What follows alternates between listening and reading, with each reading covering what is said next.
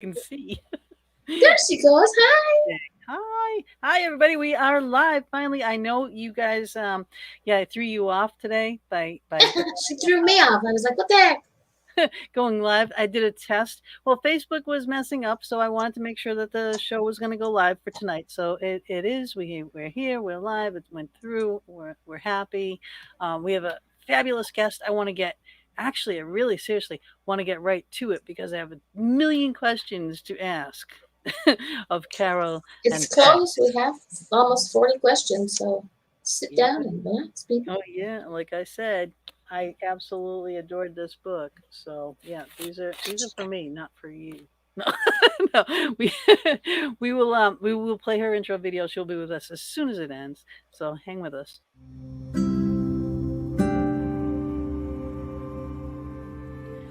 Good evening and welcome to the Fox Den. I am Gina B here with Mama D, and tonight we have Carole Serene Borgens. She has the gift of communicating directly with the spirit messenger Pax. As she channels Pax wisdom for the world, she is growing her own inner peace and balance in a world of uncertainty. Through automatic writing, Carole Serene and Pax have brought wisdom and guidance to people around the world since the early 1990s. It was at this time that Pax came through in automatic writing and asked Carole Serene if she would consent to be his channel. His wish was to speak to the world, offering guidance on repair of planet Earth and offering solutions contributing to cleaning air and water and living in harmony with nature. The intention was to put these writings into book form, thereby helping Earth's people to find their way to wellness. Their current writings form the books The Likely Future, short and long-term guidance from the source, a COVID-19 expose, and Do Unto Earth, It's Not Too Late, offering solutions for repairing our damage to planet Earth and alternatives for fossil fuels, plastics, fuel sources for off-planet travel, and so much more. Written with co-author Penelope Jean Hayes. As a spiritual being having a human experience, Carole Serene's journey has taken her to and through many life adventures. The need to experience as much variety of life as possible, once thought to be a short attention span, has resulted in a range of careers, from nursing to sales management, hospitality industry, bartender, fitness club, yacht club, real estate sales, and so many more, including professional show dog breeder and handler. Restoration of old wooden boats, including the 104-foot tugboat she owned and lived aboard for 9 years. Racing classic British sports cars. Competing in Concours d'Elegance events, and also organizing car events for clubs and representing her region as director of an international British car organization. But above all, Carole Serene knows that her relationship with the spirit messenger Pax is the greatest blessing in her life. And we welcome you to the Fox Den.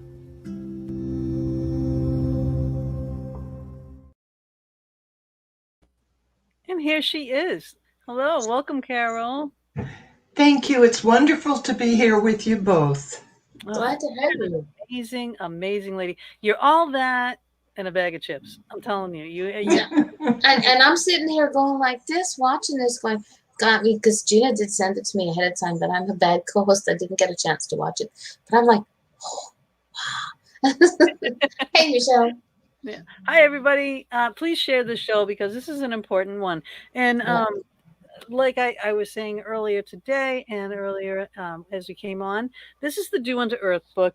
These are the likely future books. Now, you wrote these books in so many more. All right. And let me actually, I'll just wrap this up here right now. I can. Here we go. All these books. So all these are channeled, inspired books.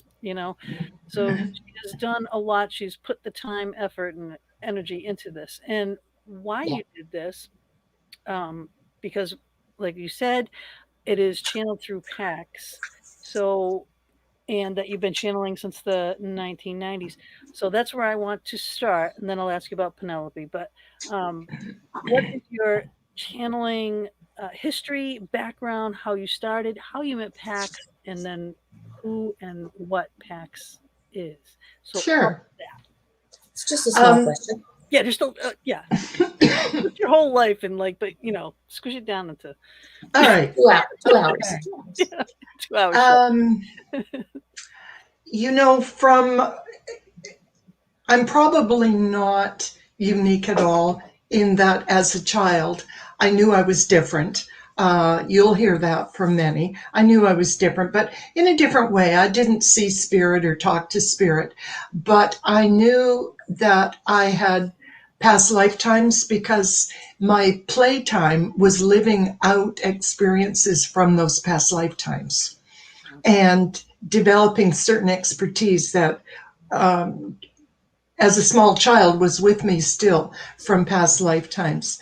As I was growing up, I became fascinated with reincarnation. I studied Edgar Cayce's writings and took training in past life regression so that I could work with people and learn as much as I could. Mm-hmm. There was also the need, it seemed like, to learn everything about life that I could. Being a spiritual being, having a human experience will do that. Running from one thing to the next.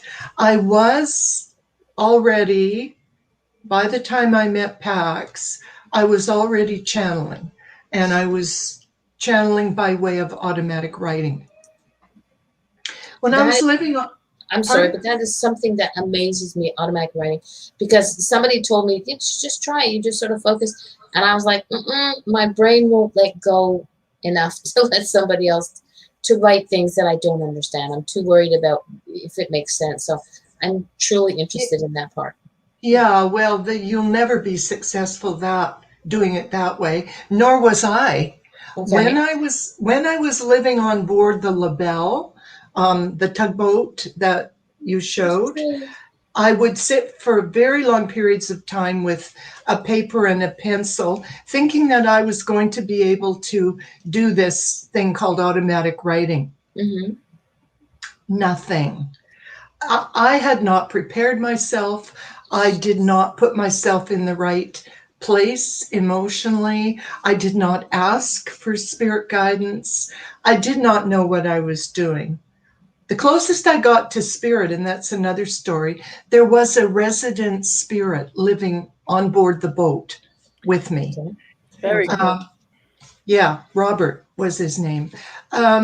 I would put away the attempts to try to do automatic writing for long periods of time. It took me years because for many, years in between, I didn't try. When I finally learned enough, I was successful. However, I hadn't learned, and for your listeners, this is really important if they're trying to undertake such a thing. It's very important, and I didn't know to protect myself from frivolous spirits, from any kind of spirit that just wanted to communicate with anybody about anything. So I did attract them, and I was off on wild goose chases for spirits, looking for Aunt Mary in, Kansas, trying to help. Right, right. I did figure it out that wasn't going to be appropriate, and I had to learn to protect myself and ask for only the information that would serve the highest and best good of all to come through me. One evening when I was at my desk, paper and pen, I was writing, and the energy shifted greatly. The energy in the room felt different, but when I'm writing, the handwriting is never my own, never. And the handwriting became large and beautiful and flowing and almost like script. And it was Pax. Wow. And that was my introduction. Now, are you using just a regular pen? And just like, are you using large paper or regular Yes, paper? yes. I was using a poster paper turned on its side. Okay. Bigger than legal. It's the next size up. Okay. And turned on its side. Used that for years when I was channeling on, personal sessions with people. So isn't Pax came that through. people can do with the Pictionary things, the boards that everybody got when Pictionary was popular, and you just stuff that paper away? Well, here you go.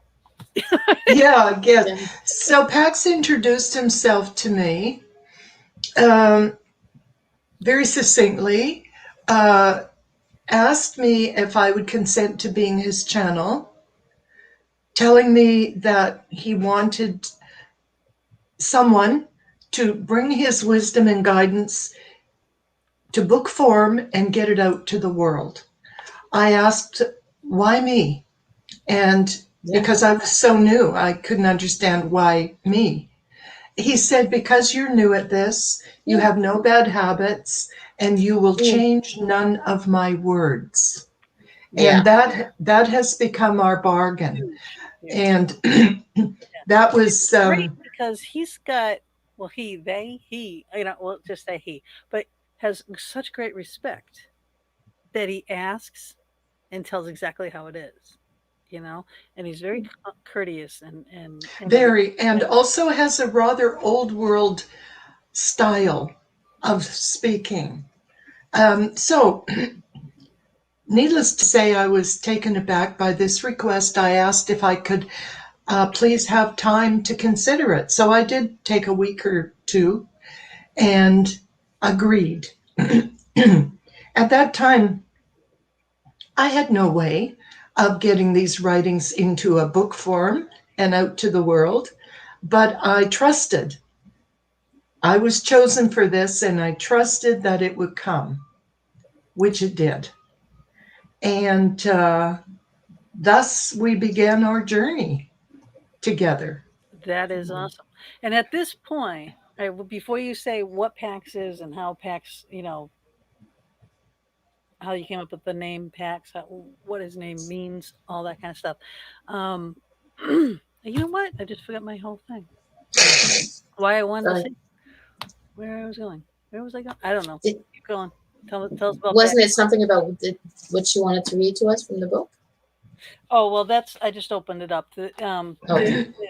There's a page in the book that explains who PAX is and what the name of PAX means. But there was something. Jeez, I don't even know. Shiny ball. It went gone. It's gone. Sorry, it'll come back. The name Pax is peace, messenger of peace. Pax is Latin for peace. And asking Pax who he is, how he identifies himself, he says, we are one with the universe, not the universe alone. We are the divine universe, yes, and the God being, and the greater wisdom, that which knows and supports all, and is healing, non-judgmental, tolerant, all-seeing, all-knowing, and peace. Isn't that beautiful? It is. Absolutely. Yeah. Yeah. Well, someone said we're cutting out sometimes. Who's cutting out? The whole show is cutting out sometimes. Is it your internet, Piper? I don't know. I apologize if it is, but just let us know. But this is the information though that you're getting from PAX. Now PAX is like a not one; it's a multitude. And I want to reiterate that's what it was. I want to reiterate about the connection because again, if people that listen know that I do paranormal investigating, and anytime you deal with the spirit of any kind, always definitely ground shield, protect yourself. It is crucially important, and especially when you're doing something like this because you're actually something is coming in and working directly through you. So for the writing and everything, so just really be careful. Really be very careful. And Very true. intent is like everything. So I progressed away from writing. I said to Pax one day, I think that I could do this a lot faster another way. I wonder if I could just type it directly onto the computer. And he said, of course you can. So I tried, and so I channel directly into the keyboard when I'm doing private sessions for people remotely around the world, or channeling for books. So it speeds up the process greatly.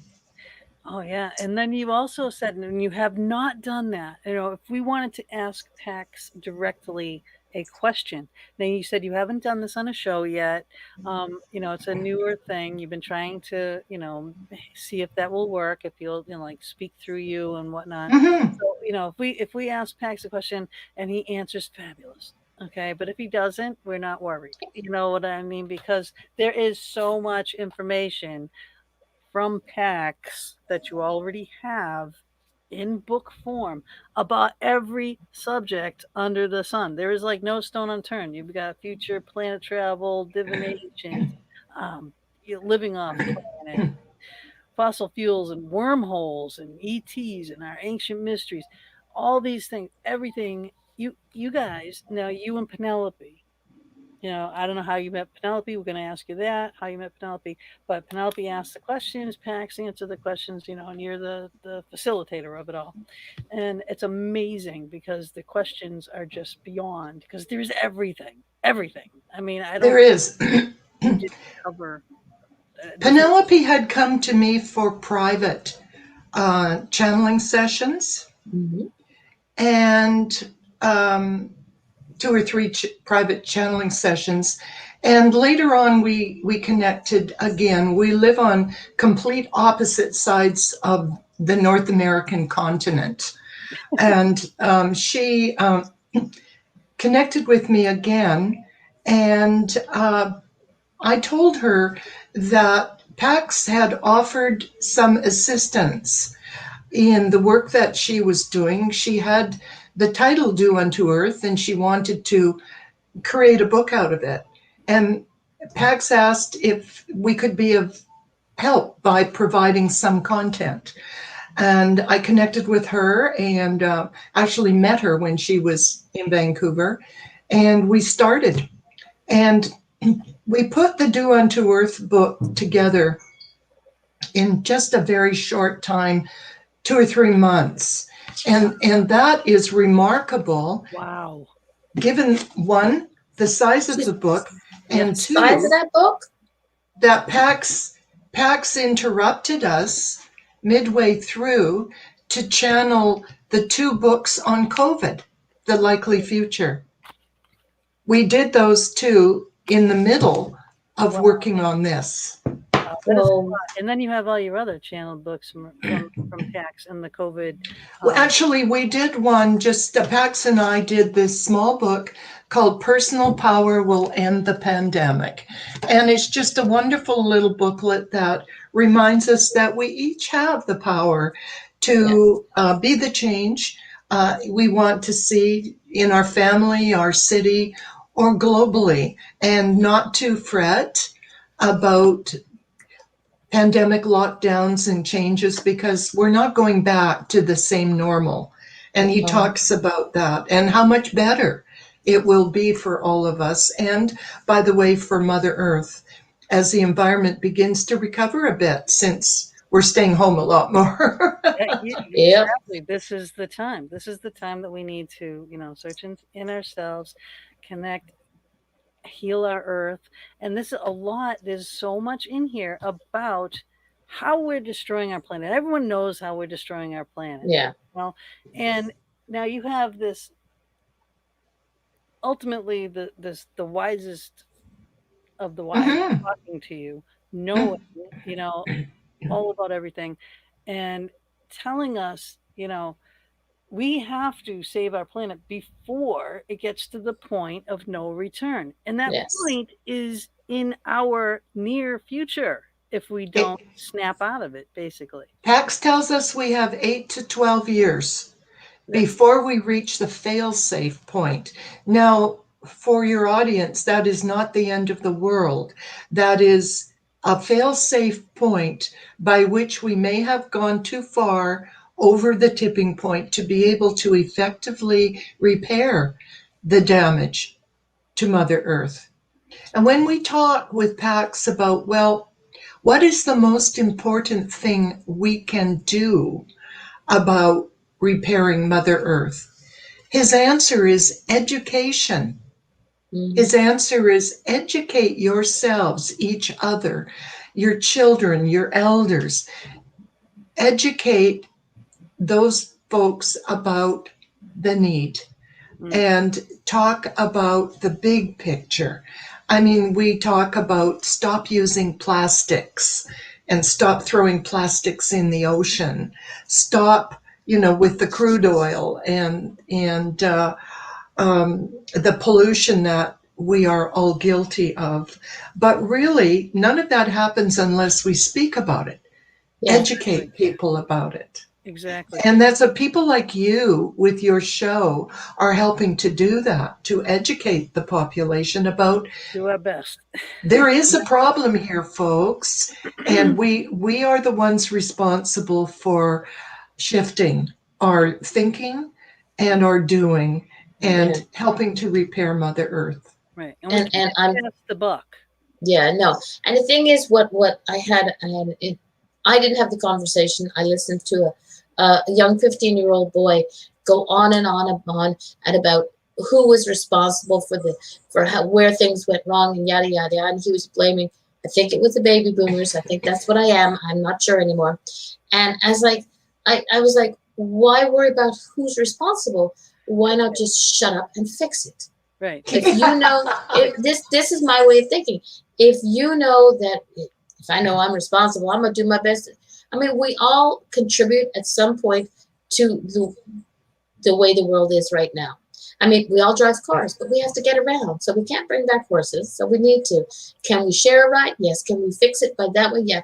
But this young man was sort of just like, and I'm like, I just sort of sat there and shook my head, and I had nothing to say to him because nothing you could say to him was I couldn't say to him, shut up and fix it, because he wasn't ready to hear it. He just wanted to point out everything that was wrong and done by who, because he wasn't responsible for it. Yeah. And then I was like, But here's the thing. The planet needs to work as a whole. Yeah. Right? And now with COVID, it is just proven just now that it is a possible thing. When there is a common goal, a common threat to everyone will do the same thing. Everyone's wearing their masks. Everyone's, stay at home. Everyone's right. Globally, it can be done. The warring nations do not have to butt heads over things that they commonly are destructive to themselves, because everyone is so self-centered. It's like, oh well, this affects us. All right, now we're listening. If you want to be that self-centered, then listen, right? Because this is your planet that you're living on. This is what destroyed. This needs repair. So the planet can ultimately work together. So I think COVID might be a catalyst to stuff like this. Yeah. Get the information that's in here out there. Yeah. And stop drilling our earth to death. Stop all the fossil fuels. You can only construction, right? You cannot build a house on Swiss cheese, right? It will fall in. Okay, it's gonna crash, right? We talked about fracking and the damage that does. Mm-hmm. The things that we do in the name of, I'm going to say, commercial greed. And throughout the Do Unto Earth book, Pax talks about it a little, but Pax has been careful to not be caustic about it. He mentions it, and he's also said somewhere else, something else I just wrote, not outside of the book here. He said that he wishes to speak more loudly, which is his way of saying he's got much more to talk about. Government greed, corporate greed. He wishes to speak more loudly on the subject, and we will do that.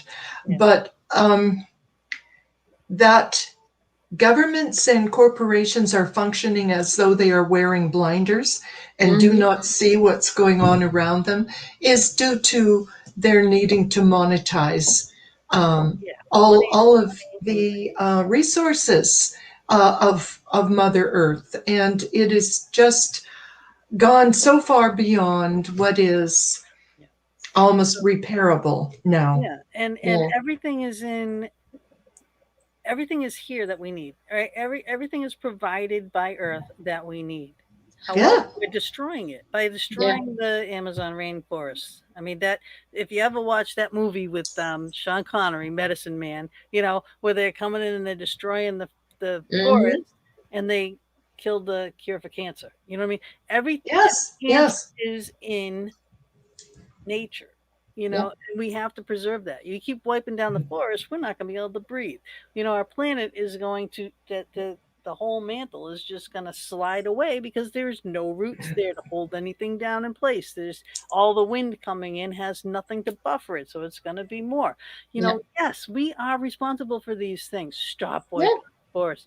Stop drilling the crap out of the earth. Stop the greed. We really need to abolish money. We need to get rid of it. Yes. Really do, because What that's we need is global consciousness raising Yeah. for people to become more aware of how they function and why, and how they could function and should, and why for that as well. Pax talks quite a lot in the Do Unto Earth book about um, looking to our past to find our future. Mm-hmm. Specifically, he likes to speak about our First Nations ancestors, our people who were first here and were stewards of this planet for all these years until the settlers came, the white people who just destroyed their civilizations and set about destroying our environment as well, unintentionally. Pax talks about the way that they lived and asks us, couldn't we do the same?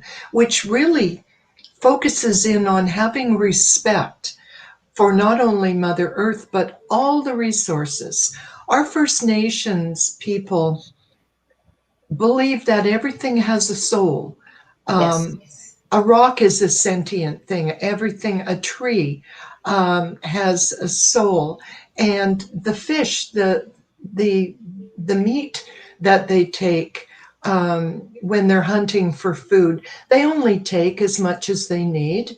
They thank the animal or the plant for their giving of their self for sustenance. It is utmost respect, and that they understand how to maintain and allow nature to flourish is completely lost on us. Yeah. And yeah, yeah, we because we're are, we're we're a nation of fast, quick, and easy. And we're yes, lazy. We're lazy now. well, we are, and it's beyond that. It's not believing that anything is as important as we are. Mm. That stream, that fish in there, if it can't make it upstream to spawn, who cares? Well, in 4 years, there won't be another salmon run, perhaps. Yeah. And there's a whole chain, a whole food chain affected. And these are the things that there are wonderful naturalists and environmentalists among us now that are trying to teach us. And it is so important that we listen and learn. And Pax has a very strong message about that being critical in our Earth survival, as well as our human survival. Right. So now also I'm going to jump ahead and we'll come back to this, but I want to jump ahead. And because Pax also says about us living off planet, you know, and we're going to have to, we're going to Yes. have to live off planet. There's no doubt about it. And we're working in that direction. However, now Pax has the information on how we can get there, but he's not giving it up yet. And I understand the reason why, because we're not ready. We're destroying this planet. Why are we going to go out into the universe and destroy some more? Yeah. And Well, you have it. You got that. Pax talks somewhat here in the Do Unto Earth book about fuel sources for interstellar travel. He refers to non-fuel fuel sources, which means it's not going to be a tank of liquid fuel. Obviously, that can't Yeah. be. So it would be fission, fusion, magnetics. You know, he's not telling us. Dark energy. He's not telling us precisely. And the reason why is because he said that we will simply go to another planet, plant our flag, whichever country this is going to be, plant our flag, and begin to monetize it, Right. Yeah. whatever resources are there. And that is just This is what's not the first thing the United States did when they landed on the moon. What's the first of thing they did? course. They stuck a Well, flag in it. I wasn't going to point any fingers here, but Canadians, we can sorry. point them. Here we go. I'm sorry. It's true. And Pax talks about the importance of not doing that. Yep. Inclusion is a favorite word. Inclusion. We should. This should be a global effort where those who are in science, medicine, transport, have the ability to come together with a plan, a peaceful plan of why they're going there and what they're going to do when they get there. And in terms of Pax's view of this, yes, we're killing this planet. He's not suggesting that everyone here is going to leave. However, he is suggesting that those intrepid spirits who want to travel to another planet will so do for the purpose of colonizing it, while the rest of us remain behind on planet Earth to clean up the mess that we have caused, to rejuvenate, to replant, to clean. So one group will go off to develop elsewhere in enclosed bubble cities, and another will remain on planet Earth. And that does make sense. But he certainly said, yeah, they, Spirit knows how to get from here to there, but we, as he likes to say, are not ready to know. Right. Here's the way I look at it. The reason that they're not giving it to us, Pax is not telling us everything from, every little drop that's in there. He might just give us one or two morsels because we appreciate something more when we actually have to work for it. If we're giving it to us, it's like, oh, hey, well, I got $100,000. Hoo-ha! What am I going to go to spend it? But if you have to work to make that $100,000, you appreciate it more. You might get frustrated a little bit more, but hey, c'est la vie. That's the way life is. But we appreciate it more when we actually have to work for it. So I think for me, that's just my opinion, that the reason we're not given everything, even though there are entities out there who could just like, boom, and we got it, we're not given it because we won't appreciate it as much unless we work for it. Isn't there a saying, and I had a girlfriend who used to say this all the time, give them a fish and they will eat for a day. Teach them to fish, hello Bob, and they will eat for a lifetime. Because you'll learn to defend for yourself. So if you want to learn how to get to other planets, there's the knowledge is out there, but you just have to work on it to get us up there. Absolutely. Pax says that as long as we are perceived as a warring nation, we're not going to be given that kind of information. Right. No. And the warring people, the warring part of it is the politicians. Yes. That are being threatened themselves, my money, my power, my status. Yeah. Makes the nation's war. Yeah. It's not the medical field. It's not the metaphysical field. It's not the people that are trying to help people, because those people can and will work together. They're doing it now. The planet is already bounced back a little bit during COVID. Yes. Places, so it can happen. It can happen quickly, but it has to happen. Right? There's a need before we get to that point. And then as a nation, as people, I don't know why we always have to fall flat on our face and hit rock bottom before we pull up our bootstraps and fix it. Please let's not fall on our face on the earth. Stubborn. I mean, Because we're stubborn. this is our world, though. This is our home. Would you do this to your house? This is our house. The whole planet Mhm. is It everybody's is. house.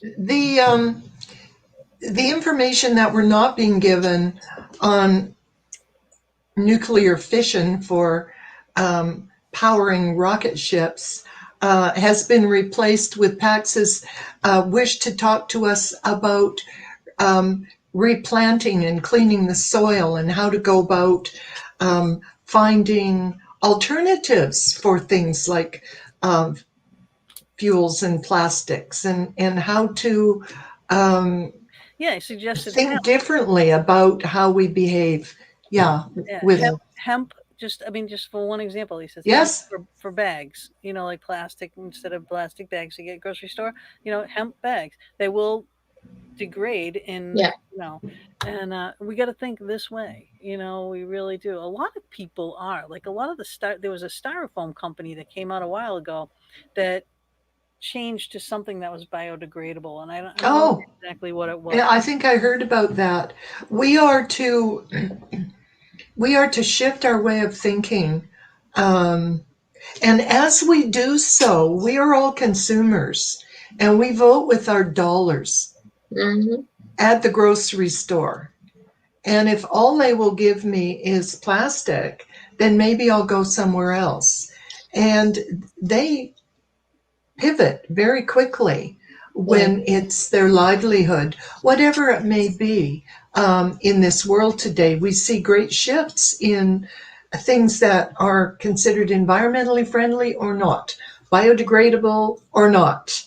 Yeah, Um, yeah, and yeah. we make our purchasing decisions based on our conscience. And that's Yeah. another thing that Pax tells us, that we are to consider our conscience. Each of us has a conscience, and this will dictate how we behave towards our planet, not only each other, but our planet. And um, are we going to just say, oh, well, if we get that plastic bag today?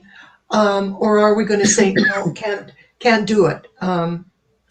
I forgot my Draw bag the at the line. grocery Yeah, stores. draw the Oh, line in the sand and stick to it. And yeah, the thing is it's it can't be just one person. It needs to be everybody. Yeah. And if you do, and that's the thing, you hit a big company in their pocketbook and you refuse to buy their product because it's environmentally Yeah.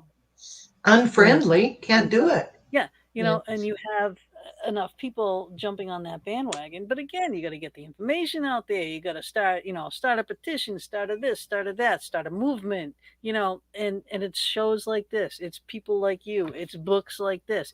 These are the things that need to be out there, to get these things started because it is important, and we can't, and we do this, oh, my kids' generation will do it, no, no.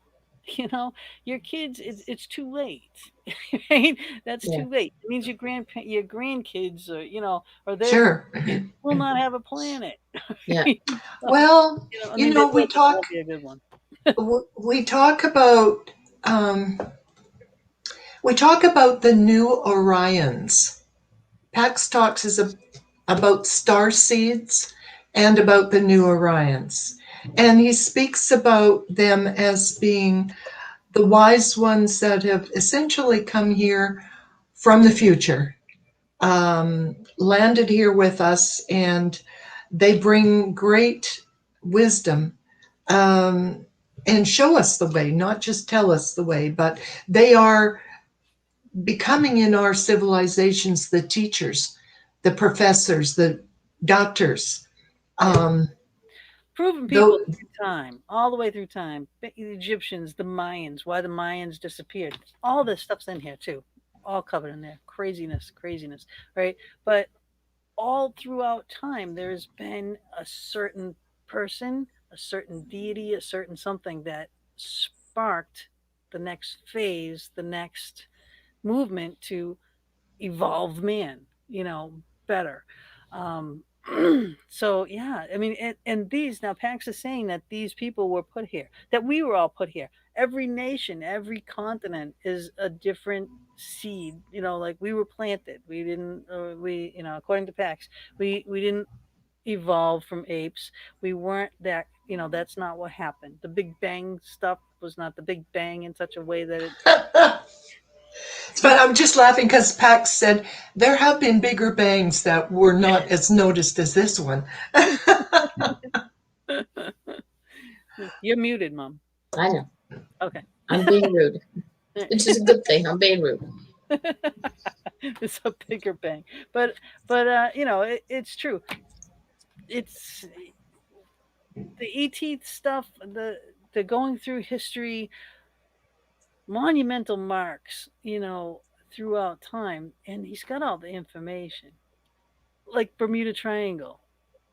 Oh yeah, This is a and really Amelia Earhart. right. Yeah. You know, for your listeners that have an interest in Amelia Earhart, as I do personally, she was such a trailblazer. Yeah. Awesome. Yeah. We we are told by Pax that she in fact was flying through that area, but she did not crash and burn. She had an opportunity, and as an adventurer, she took it. And what that opportunity was apparently she flew into a vortex that opened as a portal to her, a portal in through time. Sometimes, if you've got linear time like this, it can bend on itself, Yeah. and suddenly you can get from here to here real quick instead of going all the way there and back again. And that she saw that there was this opening in the clouds that, you know, would normally have been avoided. Flying into clouds is not the best thing. And she took it. She was drawn to it, and she flew into a portal that took her elsewhere in time. And who knows, she could be still, you know, flying her little airplane around Right. in another That's crazy. That dimension. is, yeah, it's so many She flew possibilities. into another dimension. Yeah. Yeah. This book, it was like reading a saga Yeah. of all times. Okay, now I have to get the book. Really? More It's like like reading, she gives me homework. like reading a movie. It is.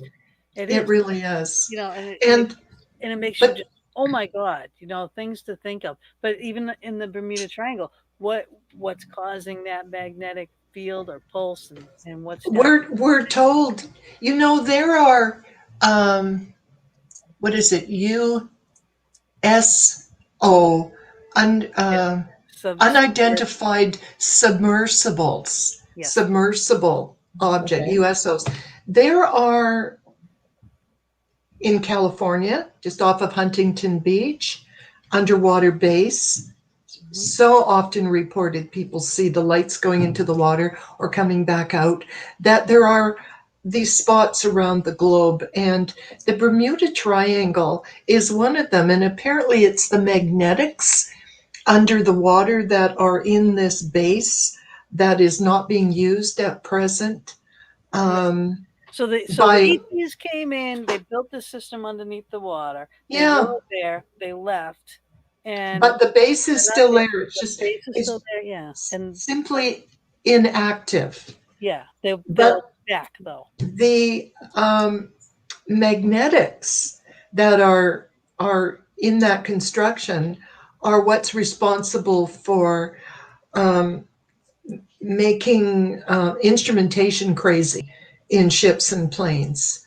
Um, Yes, compasses. Well, yeah, yeah. yeah, none of the equipment works. And we're also told that the base will be used again. Yeah, It will be used Yeah. again, just not there now. But it's what is the reason why compasses malfunction and other instrumentation goes crazy. And, you know, all of the ships that disappear in that area, the airplanes that disappear, I They used have to the think, ghost well, they ship that just, comes off and on too. That gets seen, and then they try to get near it, and it's gone again. So well, it yes. I happens. used to think, well, they crashed and they sunk. No, I don't think so anymore. I think that they found their own portal, Yep. like Yeah. Amelia Earhart did. And she flew into, some would call it a time warp. It's a portal into another dimension. And it could be a parallel universe.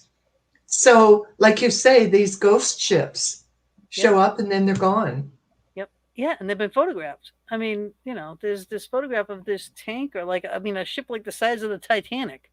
You Yeah. know, it's not anything easily, misplaced. Okay, it's like it's there, huge, and then it's not. Yeah. Yeah. Yeah. Well, I like to think that what Pax tells us about the entry to other dimensions in that area is quite responsible, and that all of those many aviators and ship personnel just didn't go crashing to the bottom of the sea. They're in a parallel universe. Right.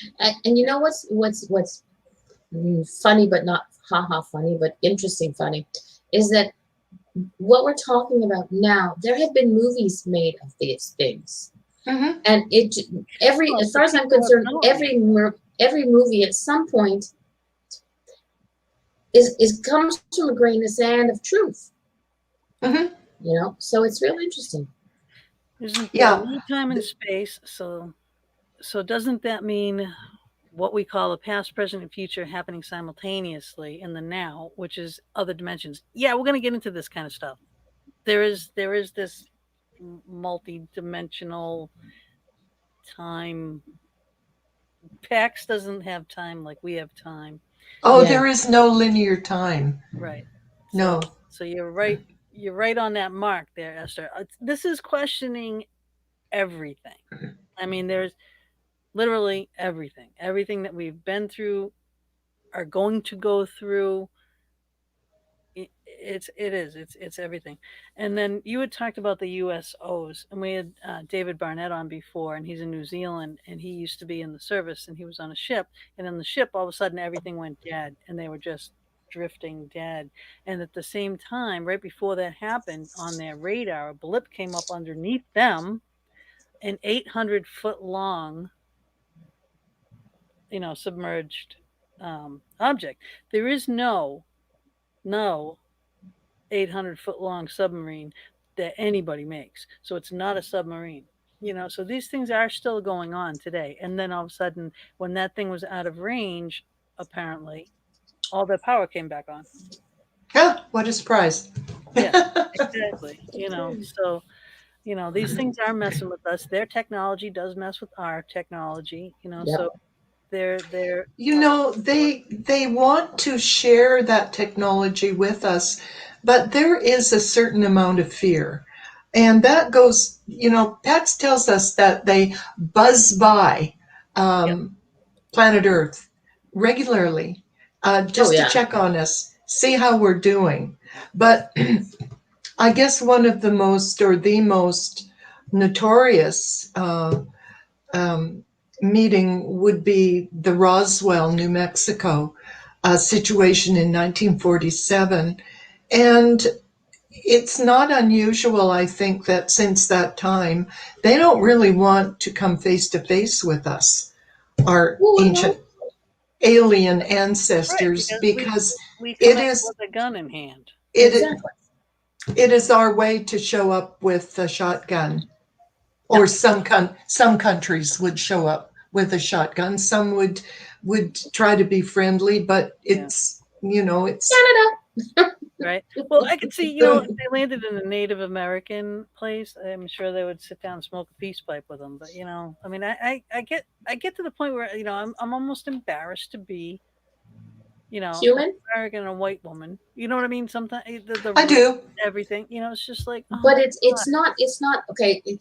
You're speaking from your point of view as an American white woman, and the thing for me, it's not the idea that of where we live or the color of our skin or the national. It's the human thing. Yeah, and the human thing. You know, it's we, because, okay, I'm Canadian, and a lot of people, oh, Canadians are always so sweet. Hello, have you met some of us? Really?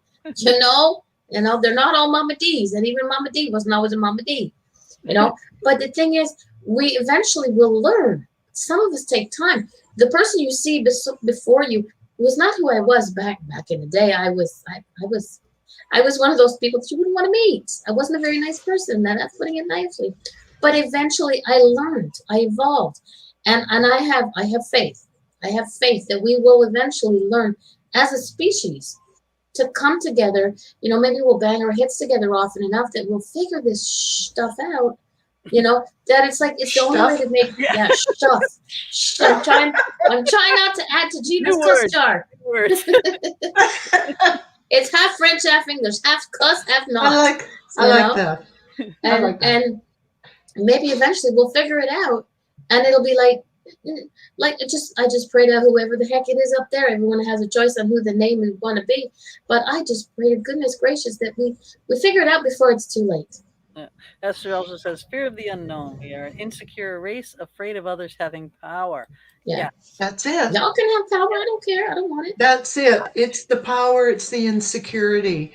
That's absolutely correct. And Pax likes to remind us that is absolutely unnecessary, because each of us has the power within us. Yeah. The power to make a change in our world, in our around our globe, or just at home, whatever we feel empowered to do. And this is what you two are helping to teach by bringing your guests on and letting your audience know that here she sits. She wasn't always a nice person, but she is today. She learned. Mm-hmm. She grew. We can all grow. Yeah. It's about evolving. It's about consciousness raising. Yep. And that's what you two are talking to your audience about, that Absolutely. It's doable, and each of us are just to choose what we can do. Yeah. What resonates with me personally. Every little bit contributes to the whole. Yeah, and then share it, teach it. Yes. Bring it to the world. Somebody has got to carry the banner for this, and it takes a lot of somebody's, doesn't it? Yeah, it takes a movement. It truly does. It's a movement. It takes a village to raise a child. You know, our child is Earth. Yep. Not everybody is into the woo like we are, the woo-woo, as people call it. And they don't want to talk about things metaphysical or spirit. They just want to talk about fixing the planet. Mm-hmm. So be it. Well, yeah, that's good. We all have the ability, and we can limit our conversations to the reality, people's daily lives, whatever it takes to tailor the message to each and every person. You want to talk scientifics? I'll talk with you all day long. All right. You want to go into quantum physics, and you want to go into aerodynamics on batteries, on all of those things. Yes, those are needed things, but the people need to know why it's needed. Yeah. And the thing is, there's a lot of people who are open-minded, but hide it from the other people because they're afraid of what, like I have somebody in my life who is like learning about, they talk to me about different things and ask my opinion and what I think about this. I'm not an expert in anything except I'm not even an expert in myself.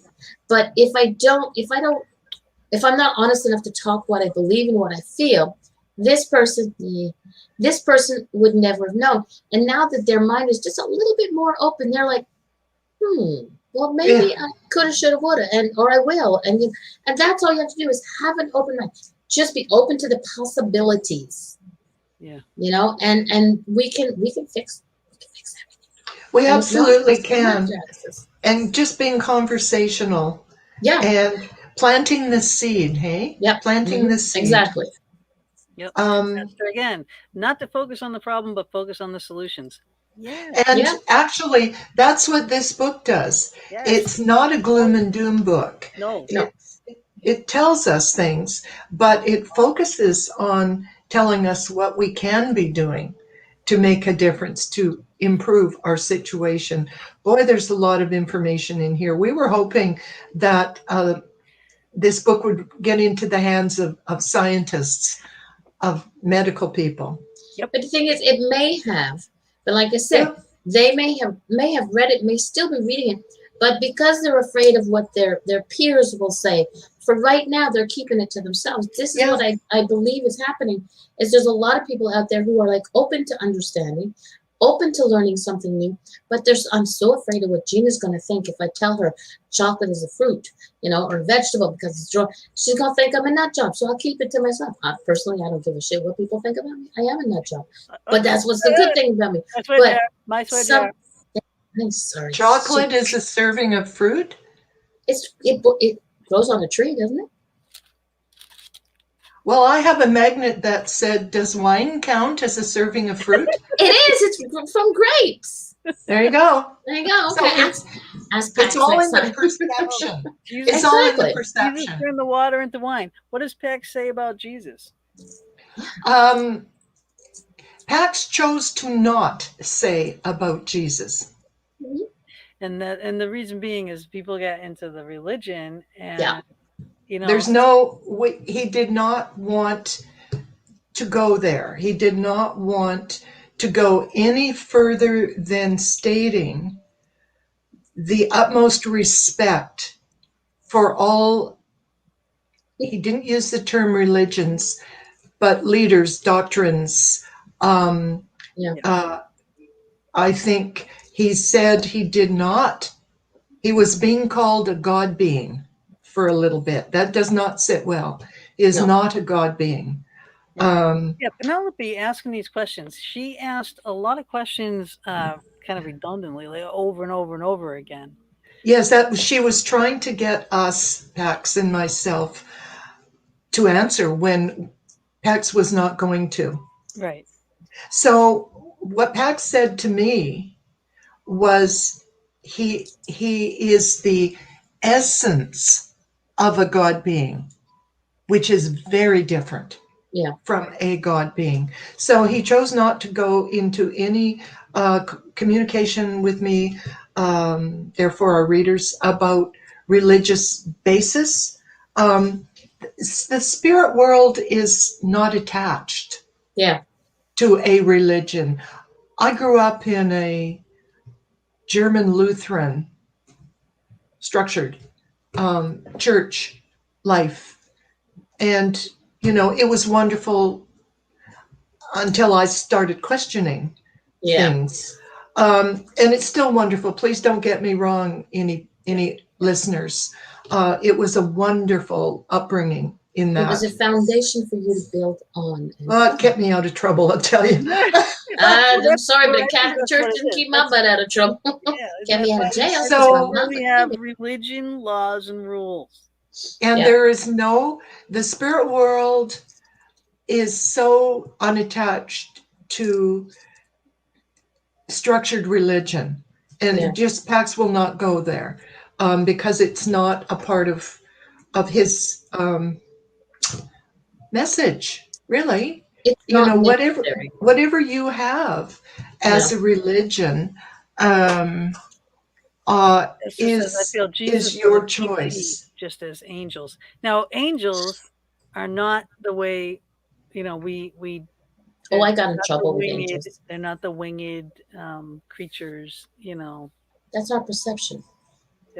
I'm sorry. What did your listener write? She says she feels that Jesus was an ET, just as angels are ETs. She thinks angels are ETs as well. Well, I will not dispute that.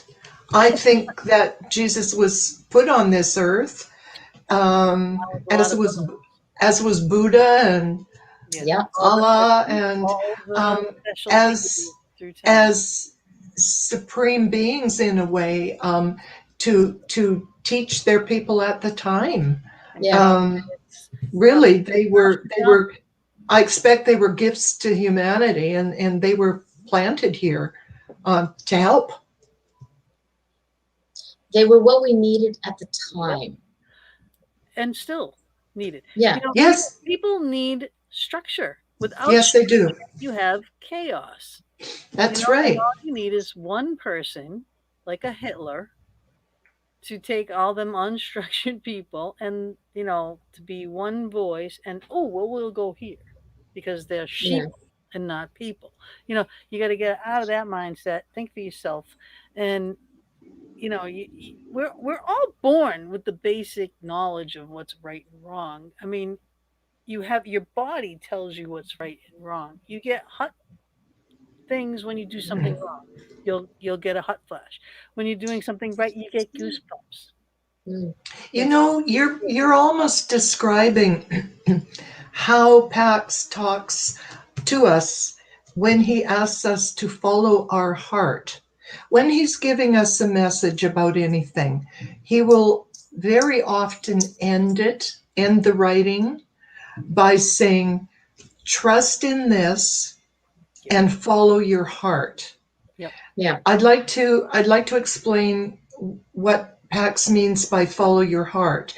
It's not a whimsical thing, whatever your heart desires kind of whimsical thing. It's not that. Yeah. It's along the lines of what you are just describing. It's a visceral feeling we get in our body if we think about something that we really love, or a puppy or a kitten or whatever. We will get a visceral reaction where we'll get warm and fuzzies in the region of our heart. Whereas if we think about something that frightens us, really scares us badly, like I get chills just saying that. My heart that chakra will be cold, cold, cold. And that is the body telling us what's right for us and what is not right for us. Yeah. Right. If we will give ourselves, it's a personal test, isn't it? It's a personal test. Mm-hmm. Follow your heart, he says. Don't be always asking externally other people what you should do. Yes. Try this and follow your heart. Exactly. It's like it's your higher self in a sense, which will never ever lead you wrong. Didn't your mother and father ever tell you about that? So everybody else gonna go jump off the bridge, or are you gonna jump off the bridge too? Right? Constantly. Seriously. Constantly. It's that concept. I think every parent has said that. I think that's in the parent manual. Yep. And they were starving kids in Ethiopia. Oh yeah. Exactly. Starving kids in Ethiopia. You know. Well, when you wouldn't eat your vegetables or whatever, like your Brussels sprouts and broccoli, you know that there are kids dying of starvation somewhere. You know. Yeah, Mom. Yeah, Dad. Actually, most of the folks did that. What I was told is that the kids in Korea are eating potato peelings and sawdust. Ooh. Oh my God. Mom or Dad? That was Dad, wasn't it? That was Dad, so eat your turnips. Yeah. There you go. That's hilarious. I love all that. All this stuff usually comes from fathers. Sorry, guys, but seriously, that comes from Dad. Was guilting at its finest. Oh, yeah. When we had to do our chores, you can grow potatoes in that dust. It's like, I just dusted last week. We can't have a potato patch yet. All right. Week. But Debbie says, I think the whole spirit world is just fascinating. It is. And there's so much, Debbie, for all of us to learn. I think we're just scratching the surface. Yeah. One thing that perhaps we've all noticed recently is that entertainment industry, television, film as well, all of these things we're talking about are becoming mainstream now. Yeah. Oh yeah. We could not have been able to talk about this stuff back when we were children. Oh, But the thing is, we're able to talk about it now, which gives our children, our grandchildren, and futures the ability to be open about it and not be like, people gonna think I'm crazy because I go investigate. Nah, let's go for it. It is. You think you're touched when you don't. It is really. It's gratifying for me to see. While there may not be whole entire shows dedicated, there are enough. But there are shows whose themes are metaphysical, paranormal. That's the whole premise of the story. I'm personally loving it because I think we all need awakening. And there are people who just are fearful, aren't they? They're fearful of the unknown. And the fearful people are the ones that are easily led. And who's doing the fear? Who's putting the fear? The one that wants to do the leading. Yeah. You go look at those third world countries and all the propaganda and all the things that are dropping on them and the movies that they play for them. And then the FX, they're not real things. But they don't know that. They're seeing this on a screen going, oh my God, they're killing people. They're eating their babies. What are they? You know what I mean? It's like, oh my God. Right? Yeah. You shock, you fear these people into following you. Okay. And it's a power trip. We need to take our break. I know. Thank you. All right. Thank you. You know what? We're going to pick this up. 5 minutes. Yes. Well, all right. We're going to play 2 quick ads and we'll be How many minutes? 5. 5. 4 to 5. Okay. All right. Okay. All right. So we'll be Potty break. Yep. How'd you know? Everybody share the show while we're playing the ads.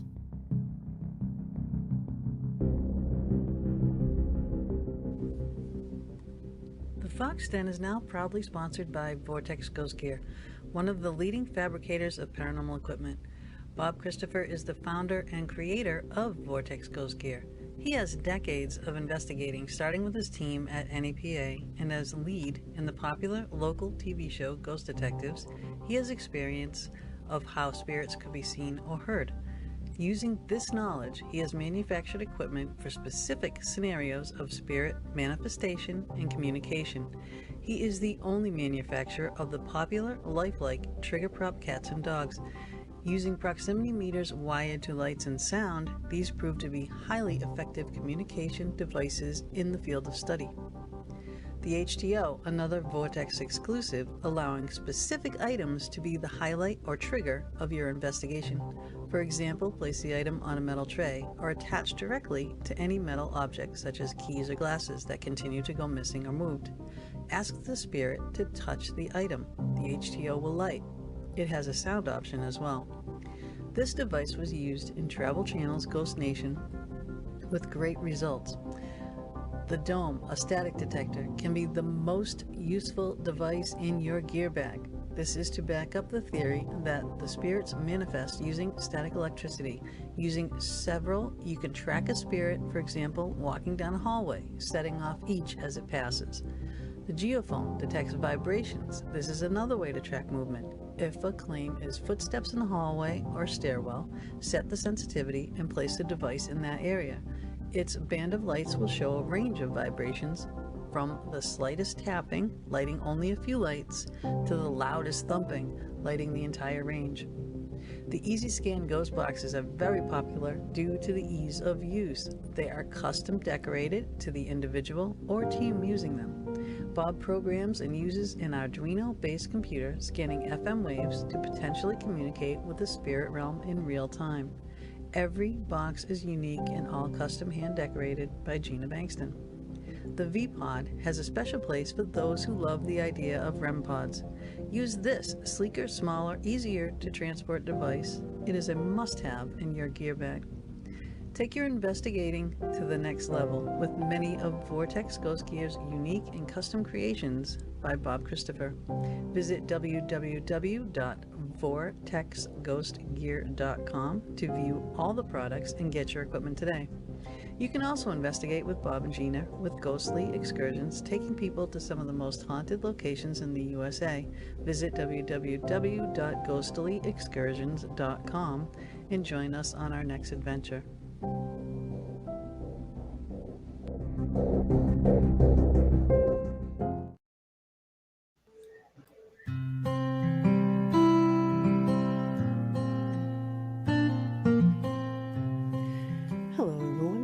Gina Bankston, proud host of the Fox Den with Gina B and Mama D, airing every Thursday evening from 8 to 10 p.m. Eastern Standard Time. You can watch on my personal Facebook page and our YouTube channel, as well as our many growing Anchor FM venues such as Spotify, Apple Podcast, Spreaker, Breaker, Overcast, Pocket Cast, Radio Public, and more as we grow. We are also doing occasional pop-up free mini reading shows and shows with special guests on other days and times. You never know when we're going to do a show, so go on over to the YouTube channel, The Fox Den with Gina B and Mama D, subscribe and hit that notification button to never miss a show. Why am I making this video? Well, quite simply because I make all my own show ads and bio videos for my guests, and many of you have asked if I can do this for you as well. Well, the answer is yes, and I'm calling this P-Fox Advertising. I can make you a banner, picture ad, or a video ad for you, your products, services, or events. Treat your guest special with a bio video ad if you're like me and doing your own podcast. Or if you're going to be a guest on a podcast and you want your own special opening video using your own voice or mine. You can also run your ad on the Fox Den. I can create the ad, or we can run your pre-made ad. You can also be a sponsor of the Fox Den. If you choose to run your ad on the Fox Den, for the shows you book, the ads will be seen and heard live on YouTube and Facebook, as well as our Anchor FM venues. Prices vary for content, duration, type, lengths of time, and that's it. So what are you waiting for? Contact me, Gina B, at gbfoxinvestigates@gmail.com.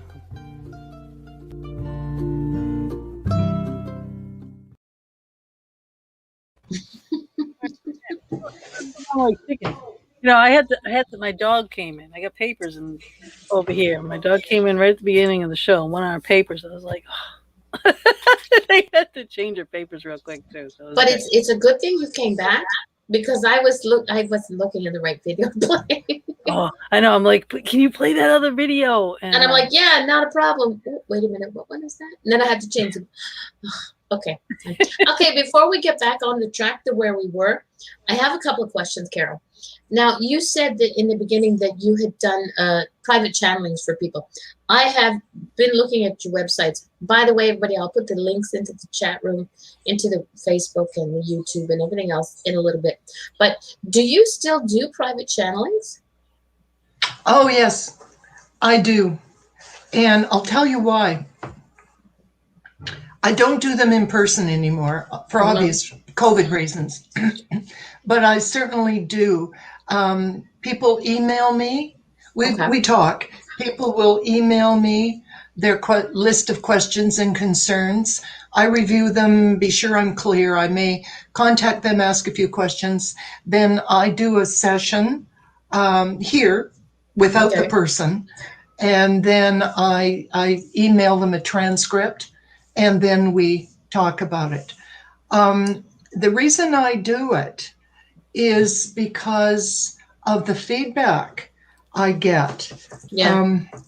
I really strongly believe that this is such a gift I have, this ability, this gift of channeling packs, and it needs to be shared. And when I, a few years ago, began to receive messages back that said things like, you may have saved my son's life. Yeah. Or you have changed my life.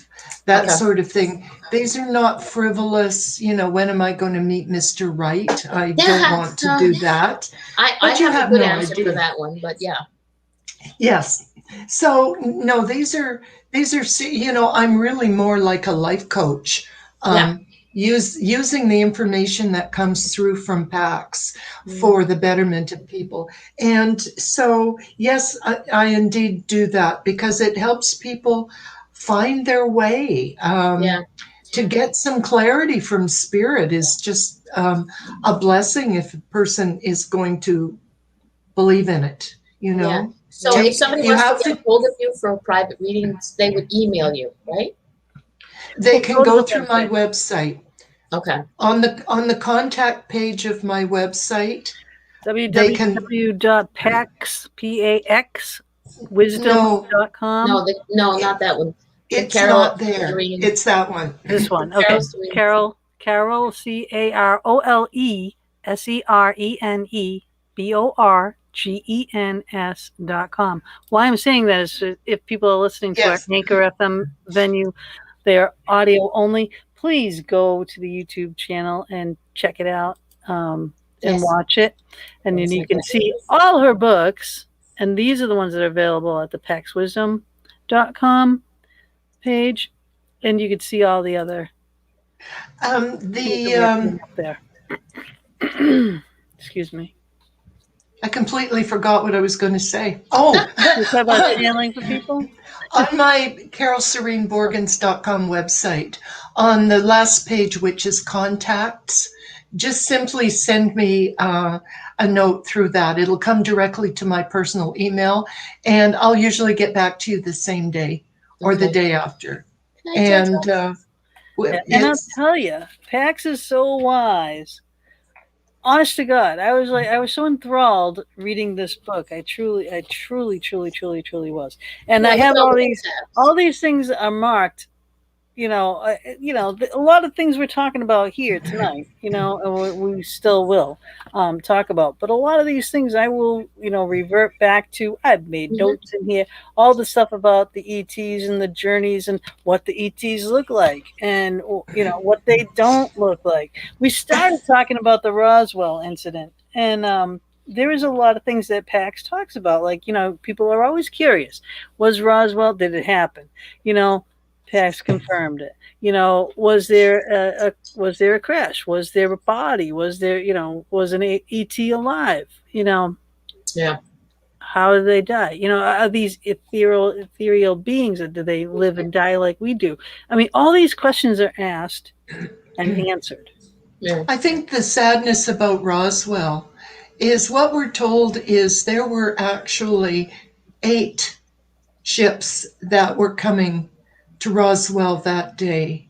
And the one that crashed because it was shot down. Yeah. Yeah.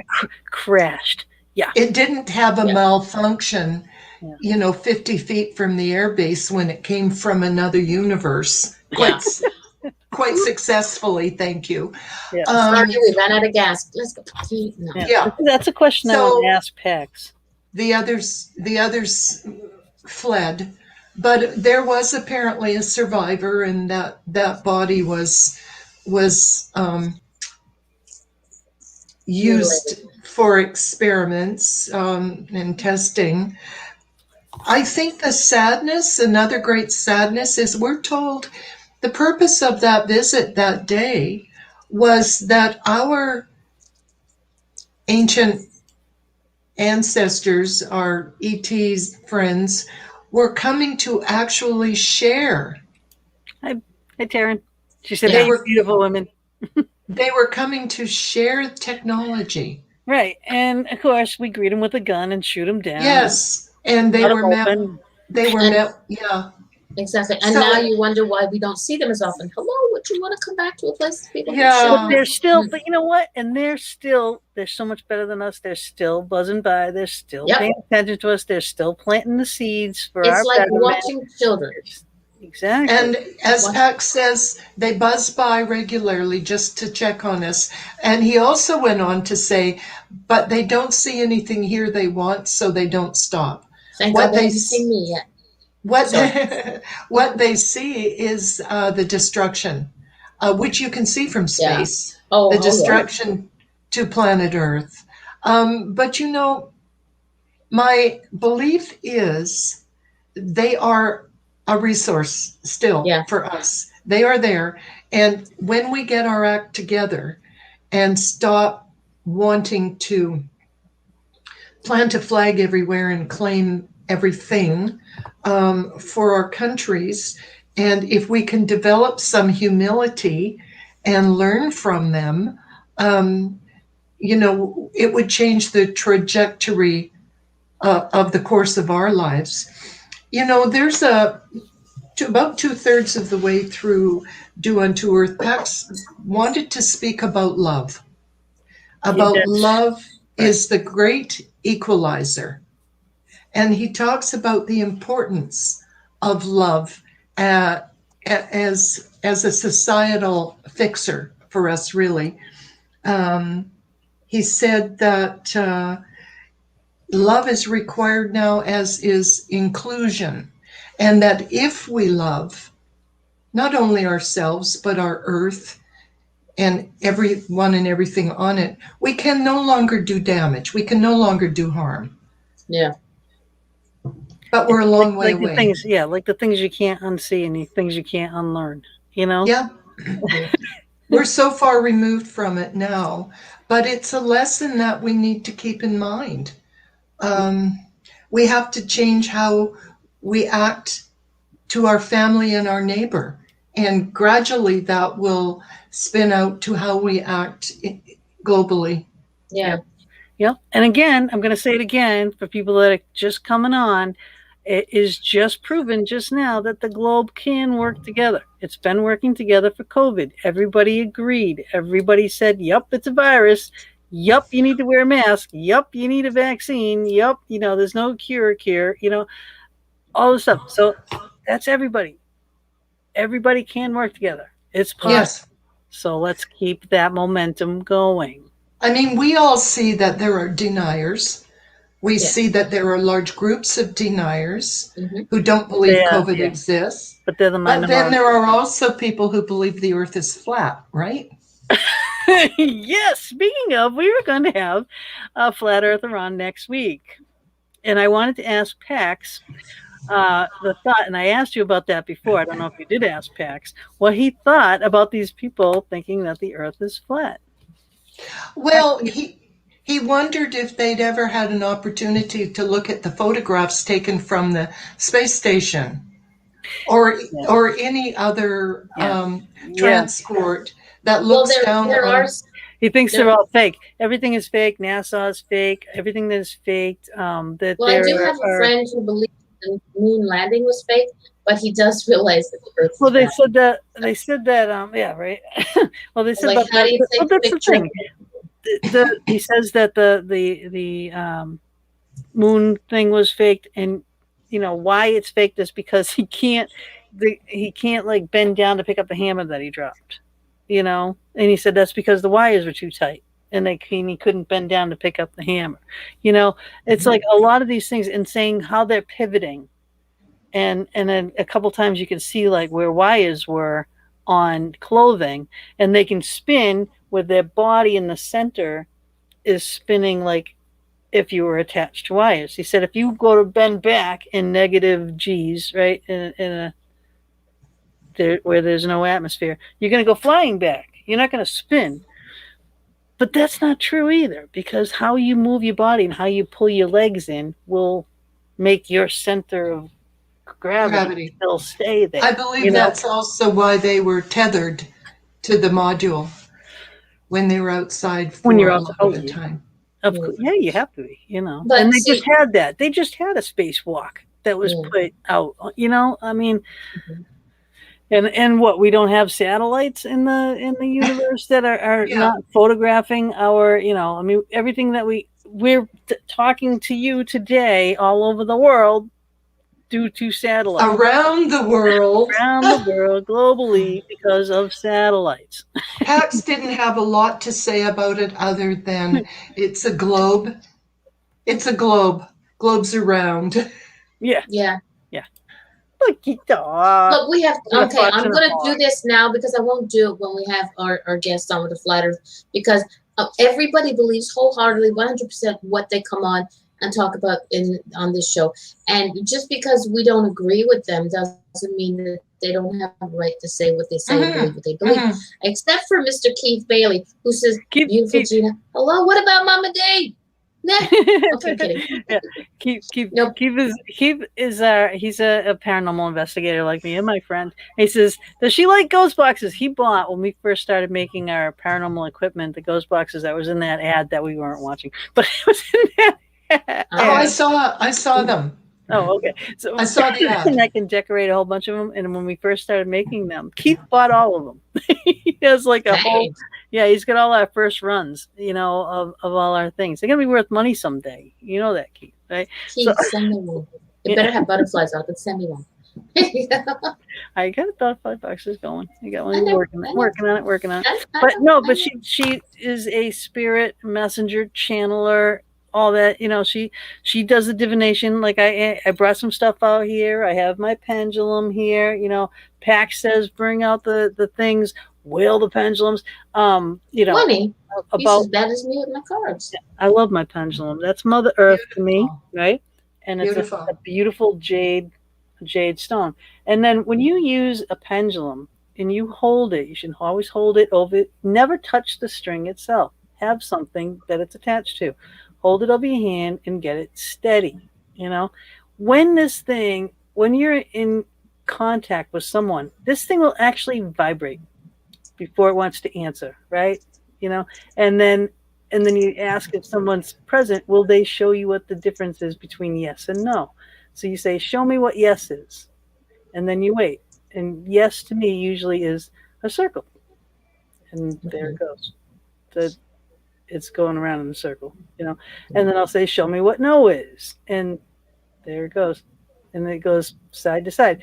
You know, and these divination things have been around for centuries. Yeah. So I can't use it because my arms, my hands have the wait, shakes. hold So it into you. Same with no, trust me, just my hands shake. it's a shake. I'm Yeah. crotchety. I'm old. And rods and stuff. I mean, rods here. You have a little handle on here that spins. You I should have the same ones. Yeah, you should never actually touch the rod. Copper. You have copper behind you. Copper is a great Conductor.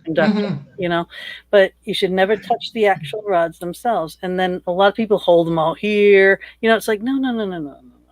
And I really like to try to teach this is to put the rods in front of you, get them steady so that they're not moving, and then pull your hands apart just a little bit, and then the same thing. Ask the spirit, show me what's yes, show me what's no. Can you cross the rods for yes? Can you point in your direction? The rods might go this way, that way, whatever.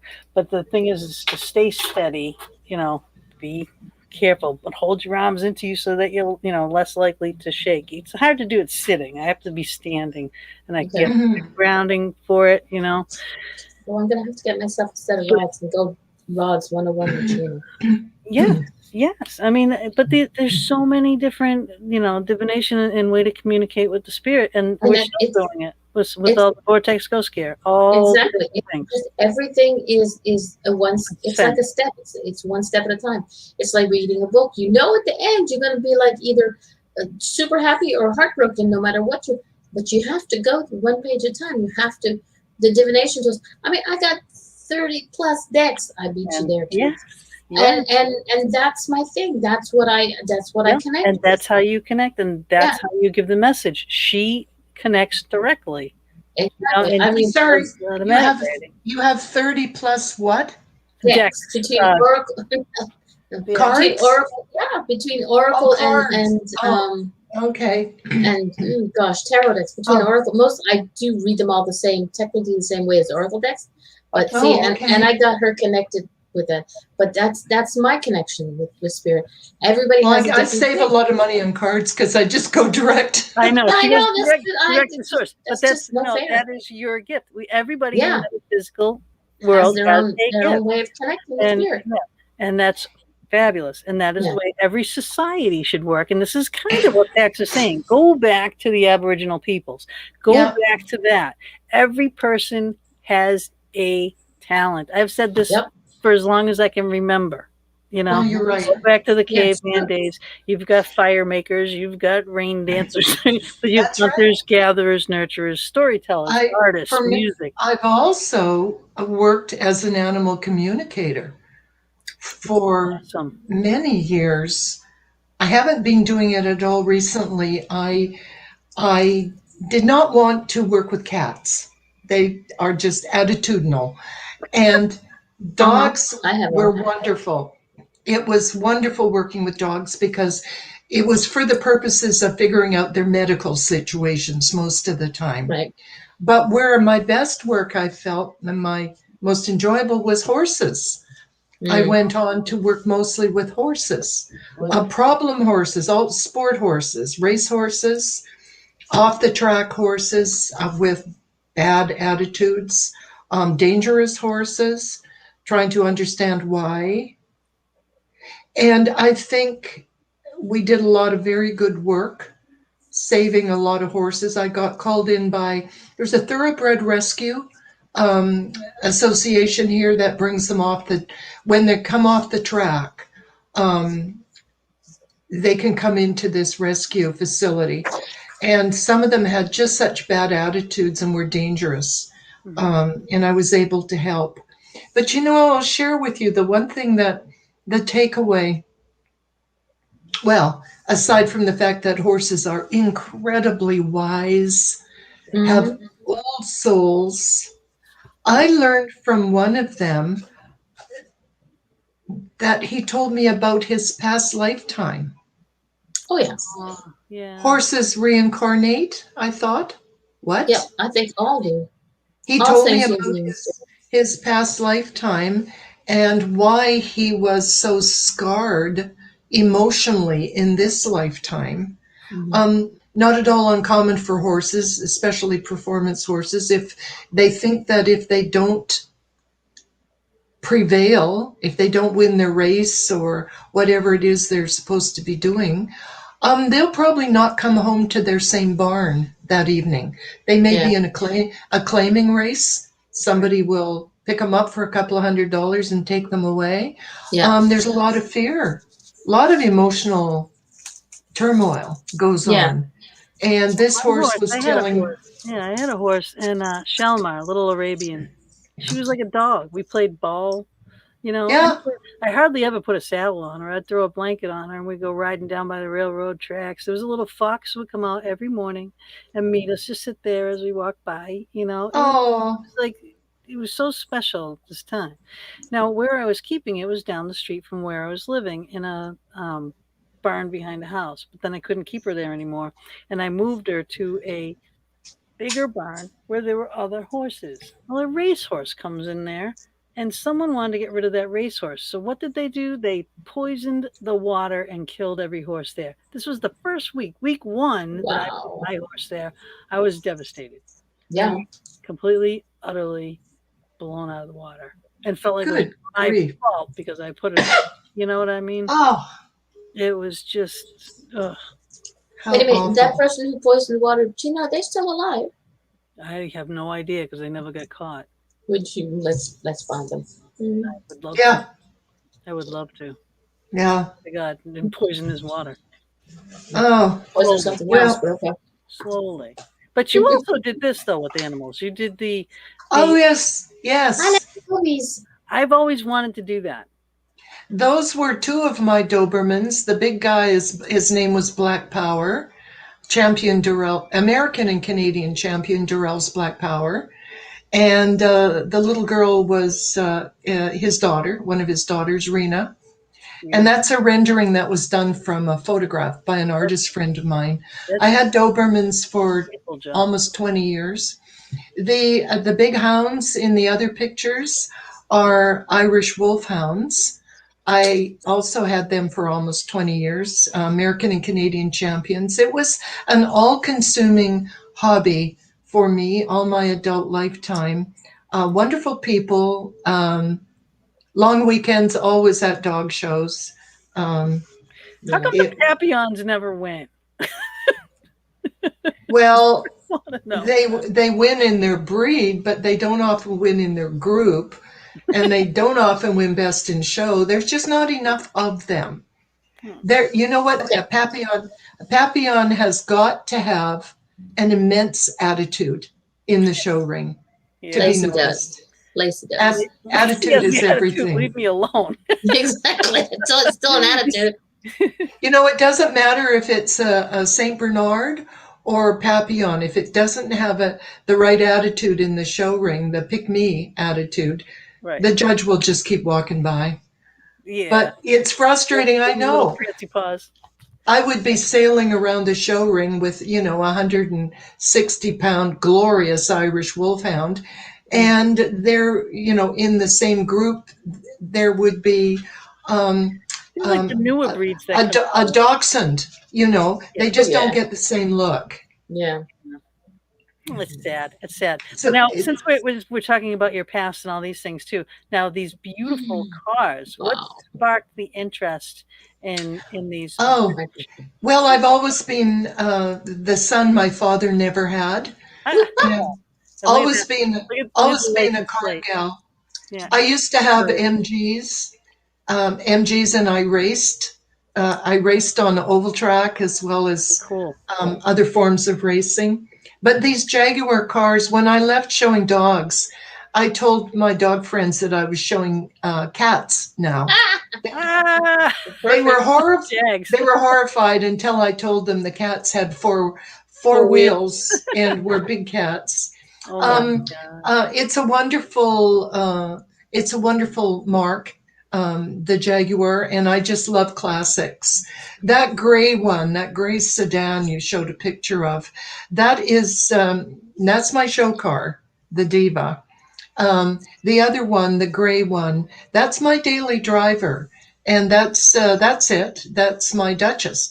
That's in 1998. That's my daily driver. Wow, great shape. Great shape. Yeah, it is. Yeah. Wow. So it's another hobby that's social with lovely people, and I don't think any of them have a clue that I have a metaphysical side to me. No. Yeah. Speaking of, right, and then you have this also. The labelle was 4 feet long.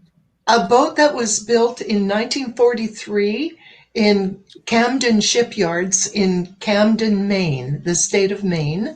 And it sailed for the U.S. Army at the tail end of the Second World War. And when that was done with, it came around to the West Coast, to Victoria, where a lot of the surplus ships were dismantled and converted to a coastal tugboat. And it saw service up and down the West Coast until the late 70s, when those big old boats were retired in favor of smaller ships with greater horsepower and smaller crews. They were more cost effective to operate. And this one, labelle, was purchased by one of the former skippers and his wife and converted to a liveaboard. I found I had a float home, like a little floating home, that was just too small with the Dobermans and the cats. And so I went looking for something large, and labelle happened to be for sale. That was the name of the ship as a tugboat, was labelle. And I bought the boat, and thus ensued 9 years of adventure on the mighty Fraser River here, including Robert, the resident spirit. Right. So now, how did he present himself to you? Or well, did you see him? He presented himself to me only once visually, because I'm not clairvoyant, but I saw him that night as I came aboard. I came up the boarding ramp, and he was standing on the back deck under the weather deck, and he had his collar, wearing a pea coat with his collar pulled up and his watch cap pulled down, and his hands in his pockets, looking at the river, looking at the weather, just like an old sailor would do. Yep. Scared the liver out of me. I ran up the deck with Rena, my Doberman, ahead of me, jumped inside in the salon and went, and then I thought, oh my gosh. So I turned around and went back out. Well, he was gone. Right. Just gone. How he presented to me almost daily was he would move things around. It was a cuteness. And if he could find my car keys, they'd be gone. Yep. And I'd be standing there in the morning trying to go to work saying, oh, Robert, what have you done with my keys? And I'd go searching. And then they'd be right where they're supposed to be. Yep. I'd come back and they were right there where they were supposed to be. Yeah, I've had that. What I felt from this with these. There too. were some hair-raising moments on moving that boat around, that the boat should have gone down. And Robert, I knew in my heart of hearts, was there to protect his ship, was Yeah. there to stay with his ship. And really, there was some, one near sinking and another floating free on the river, going out on the tide, and the boat that was hauling us let go. There were some episodes, but we always came out of it. The boat was charmed. Robert was there. It was a wonderful feeling of being protected by Yes. that spirit. Yep, and they are. That's a lot of people say that spirits are, scary and that they're there to harm you. And it's like, no, that mostly they're there to No, help you. Just like Pax. I'm more afraid of humans, and I'm not afraid of almost anything, but I'm more afraid of humans than I am of spirit. And I've never met a spirit yet, at least not that I know of. I may have, but I have. I'm more afraid of. There are a few humans Well, I'm people afraid are, of, but people in are general, scary. Yeah, people are scary. People hurt. exactly. People, It's more of scared and suspicious than I am afraid. I'm afraid of nothing. Nothing that you could, because I will always find the positive in it. And even people go, "Aren't you afraid to die?" Heck, no. Trust me. When I go down wherever I go, notice I said down, right? When I go wherever I go, they're gonna have to make way for me. Although this is just an amazing person in front of me. Okay, done it. I fed my mom in the But no. Oh my goodness. So how does Pax still view our life and death and reincarnation or Yeah. karma? Well, he quite natural, all quite natural. He talks about our being, our choosing our own lives, creating a blueprint for our next life when we leave this one, whether it be karmic debt or just wanting to come back for the pure joy of it with the same family, whatever that may look like, but that it's chosen. He talks about it being chosen by us for us. And so no surprises. It may take us a long time, if ever, to figure out why we're here. What is our purpose in this lifetime? I never knew what I was going to be when I grew up, so I chose not to grow up. And then later, I found here I am with this blessed gift of channeling. It truly is. It truly is too. The just this wisdom is just beyond. It is my greatest gift, I'll tell you. It is. I was asked on another interview how and why I decided to do this full time. And I answered the question a little bit like I answered yours earlier, that it became obvious by the feedback from people that PAC's wisdom and guidance was changing people's lives, perhaps saving them, as I was told. I would never say that, but I heard that back. So naturally, this is what I want to share now. So Pax talks about a knowingness. He likes to use the word knowingness, that we each have a knowingness about who we are, why we're here, perhaps where we're going, not always, but also to learn what our greatest gifts are.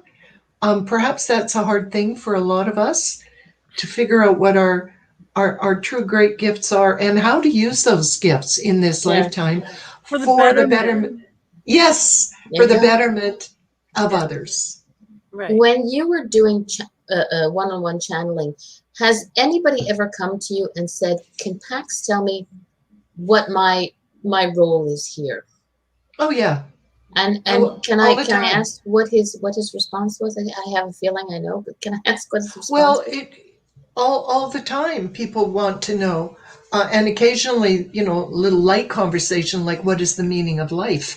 We do get into that as well. Okay. But the purpose, what I'll tell you, Darlene, that is when I am so filled with joy Mhm. when a person asks that question Yeah. of Pax, because he goes right directly to what is that person's purpose for being in this life now, Mhm. why they are here.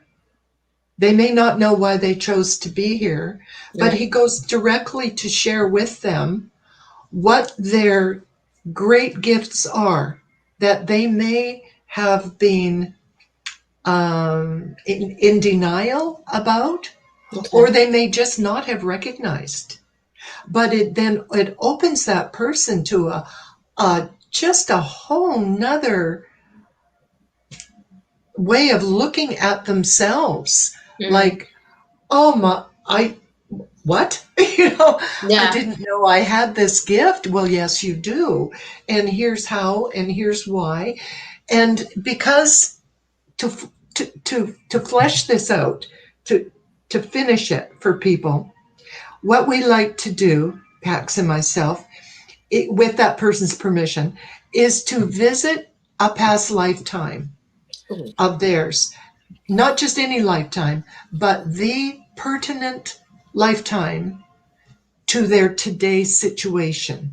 You and I have Whether that this conversation. be whether this be something that's negatively impacting them, or conversely finding out, their true purpose in this lifetime. This is why I no longer have to practice past life regression. With Yeah. PAX, we have the ability to just zoom in on that, Right. not only that lifetime, but that specific event Okay. in that lifetime, if it was a trauma, for Yeah. example. That tipping point. So with this, Fears, phobias. Pax is able to go to that place and then share with this person we're working with how it is they came to have this gift in this lifetime today that they have essentially arranged for Yeah. on the blueprint of their current lifetime, but just haven't unearthed it yet because of all the things that get in the way of life. Mhm. And they come alive with a new realization that they're special in this way, and they have a reason for being here to share with humanity. Oh, it is so fulfilling to see that. Absolutely. Absolutely. I love when you help people. We have Has anyone ever, when you've had the conversation with Pax, has anyone ever, like we'll say example, Pax has said, you and Pax have come up with that their reason for being here is to be, I'm just going to go like a butcher, and people kind of go, yeah, that's not me, and I don't want to have to, have they denied what the knowledge that they have, that you and Pax have shared with them, and they're like, they can't see themselves in that situation? Or has everybody Yes, would kind of went, yes. oh, okay, that makes sense. Okay. No, well, they may think it makes sense, but they Mhm. may also, as you say, deny because they can't see themselves that, can I say, powerful, Yeah. that filled with ability, that Mhm. strong, that believing in themselves. They Yeah. can't see that about themselves yet. Mhm. And this is wonderful stuff because it's like the donkey, it's like the carrot in front of the donkey. Yeah. It motivates that donkey to continue moving forward. And when a person learns, for example, that their daily drudgery life that they think Mhm. is all they have is not all they have, That's Right. that there is this potential within them to do that. And then the next step, of course, is helping that person to understand that, in fact, they have the capacity to get from here to there. Yeah. And this is where trusting in yourself, believing in yourself comes in. But oh yes, there's many people that they just can't see it. Yeah. They think it's pretty fantastic, but are you sure you're not talking about someone else? No, we're not. Yeah. It's you. Right. Right. And then, I will always say, please stay in touch with me. Please get, no extra charge. Please connect with me again and let me know how it's going, because we want to see if we can keep you on this track if in fact you choose this track. Not everybody has got the bravado to choose it. All we can do is show them. Yeah, we can show them the door, but you can't open it for them. No. Right. Yeah. So some people are immediately, I think I knew that, and others are fearful. Yeah. Okay. You said something that sparked a thing that Pax said about getting here to here. In the future, like we all grew up watching Star Trek, and they had the transporters. You know, Yes. molecular. I want that because I transport myself. Me up, buddy. You know, but that is a thing that is actually possible with your mind. Oh, like teleporting. Teleporting. Absolutely. With intention, and that's yes. What we end up. Yes, Pat talks about that, the intention to be somewhere else and teleport. You know, a lot of shaman do that for, like, you know, astral projection. If a lot of people will not be happy if I can figure out how to teleport myself. Then teleporting, and you know, he also Pax talks about, you know, how those blocks of the pyramid were put into place. Oh yeah, that's. You know, I want this there, zing, you know, there were people who did that. Yeah. And they are from up there. They are the sky people. We know the sky people. They're on all the hieroglyphics. They're in all the cave walls. Yep. They're in all the art museums with their helmets on and their long heads and their funny eyes and short or very tall. I believe there's even one that's on one of the American bills. There's something about there is the pyramid. The pyramid. It's a pyramid in the eye. The eye. So teleporting is a thing. We're not ready for it yet, although I believe there are those who do it for sure. There are many people that are afraid of that. And not just astral traveling, but with that intention. Yeah. I'm not going to try that. I don't want to try that. I am just going to do it just to freak people out. I had that. Well, I'll tell you what. When I was dying, you know, I didn't like that.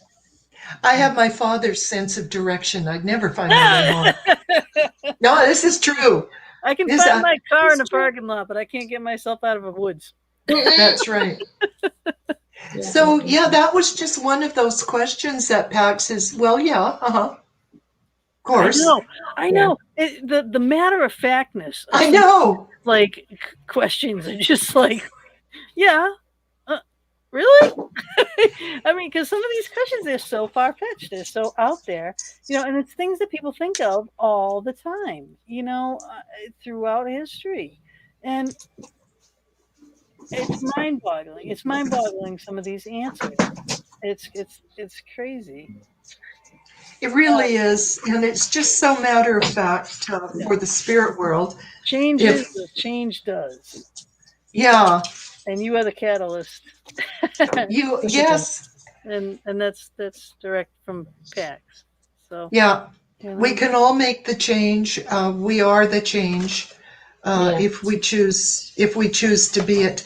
But you know, there's an overarching theme to the Pax writings, and that is personal empowerment. He wants us all to understand we are as strong, as capable, as empowered as we need to be for whatever it is that we choose to undertake in this life, whether it be within our family or globally. That is his message.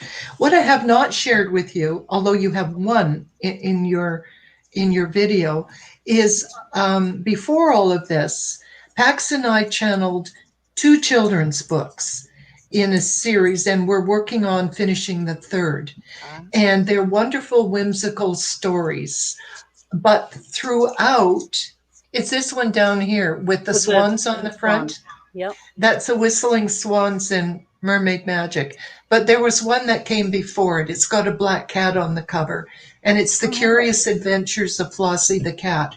The only reason I'm mentioning this to you and to your listening audience is that They're wonderful, whimsical stories about for the children, and they are including telepathic communication, a little bit of shape shifting, but the whole overarching message for children is they can do whatever they want. They're strong. They should trust themselves, that they know they're smart, and they can think their way through anything. There is no violence in any of these books. And the one I'm doing right now, called The Magic Scarf, is about time travel. The one who possesses the scarf can time travel. But it teaches the children that they can think through a problem. There's never a need for violence or for anger of any kind. I think they're wonderful messages. Okay, just for anybody who's wondering, the link I just put into the chat room was for the Amazon.com link for all of these books. Thank you. Cool. Thank you very much. That is my job. Let's put these up here too. So at paxwisdom.com, all those things are listed at the end of, if you go to the last page, you'll see this link here, Carole Serene Borgens.com, and that way you can directly get a hold of Carole.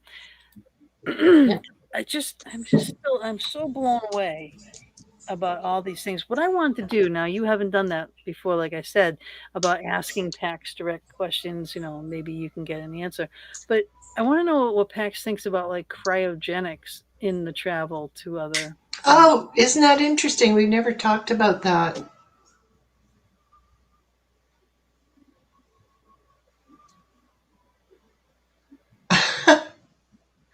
He's making a joke about trying to stay young. Oh yeah, that's good. Well, if you're light years away, and travel, I know we're going to be using wormholes and dark matter, which kind of slingshot you through the universe, basically. But there's still going to be a long period of time. There's still, years away. So if you're going to move masses of people, I would just think that, Oh, was the question cryogenics for travel? Yeah, not just for us here to preserve, like, well, that's freezing people. Yeah. Cryogenics just to put them to sleep for travel and wake them back up. Oh, let me see. He says that would not be doable. No? He says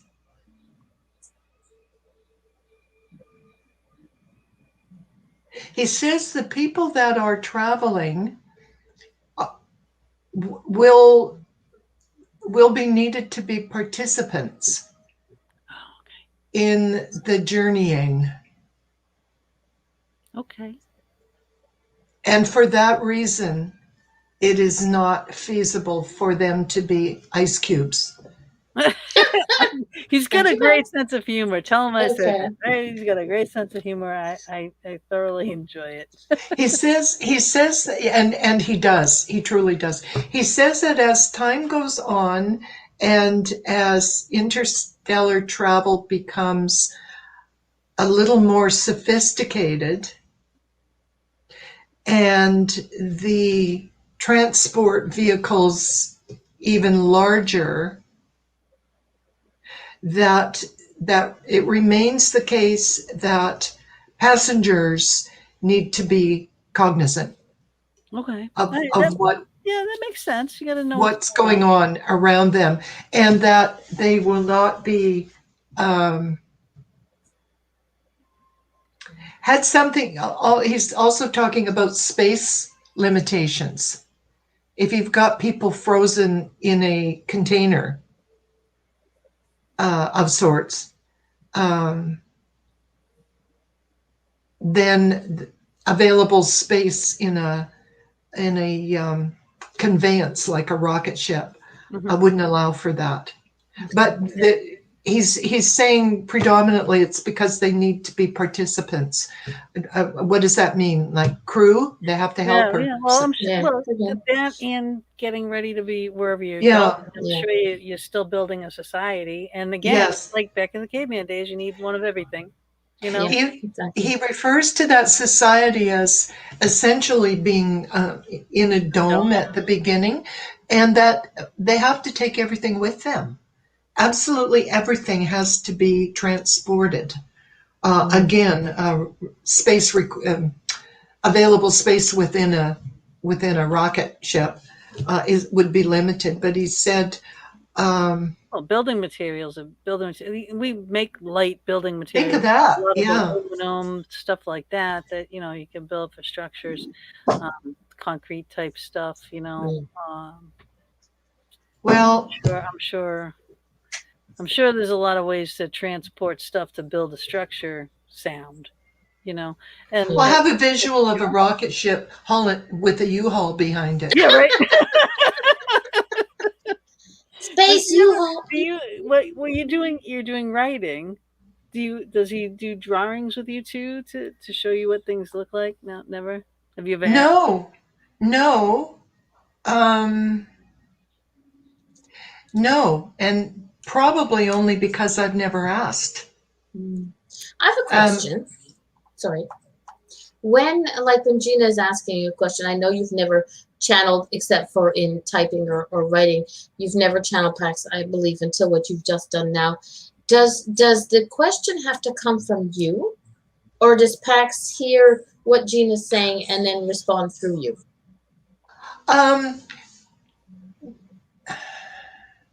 Generally, I will rephrase a question if I'm one-on-one working with the person.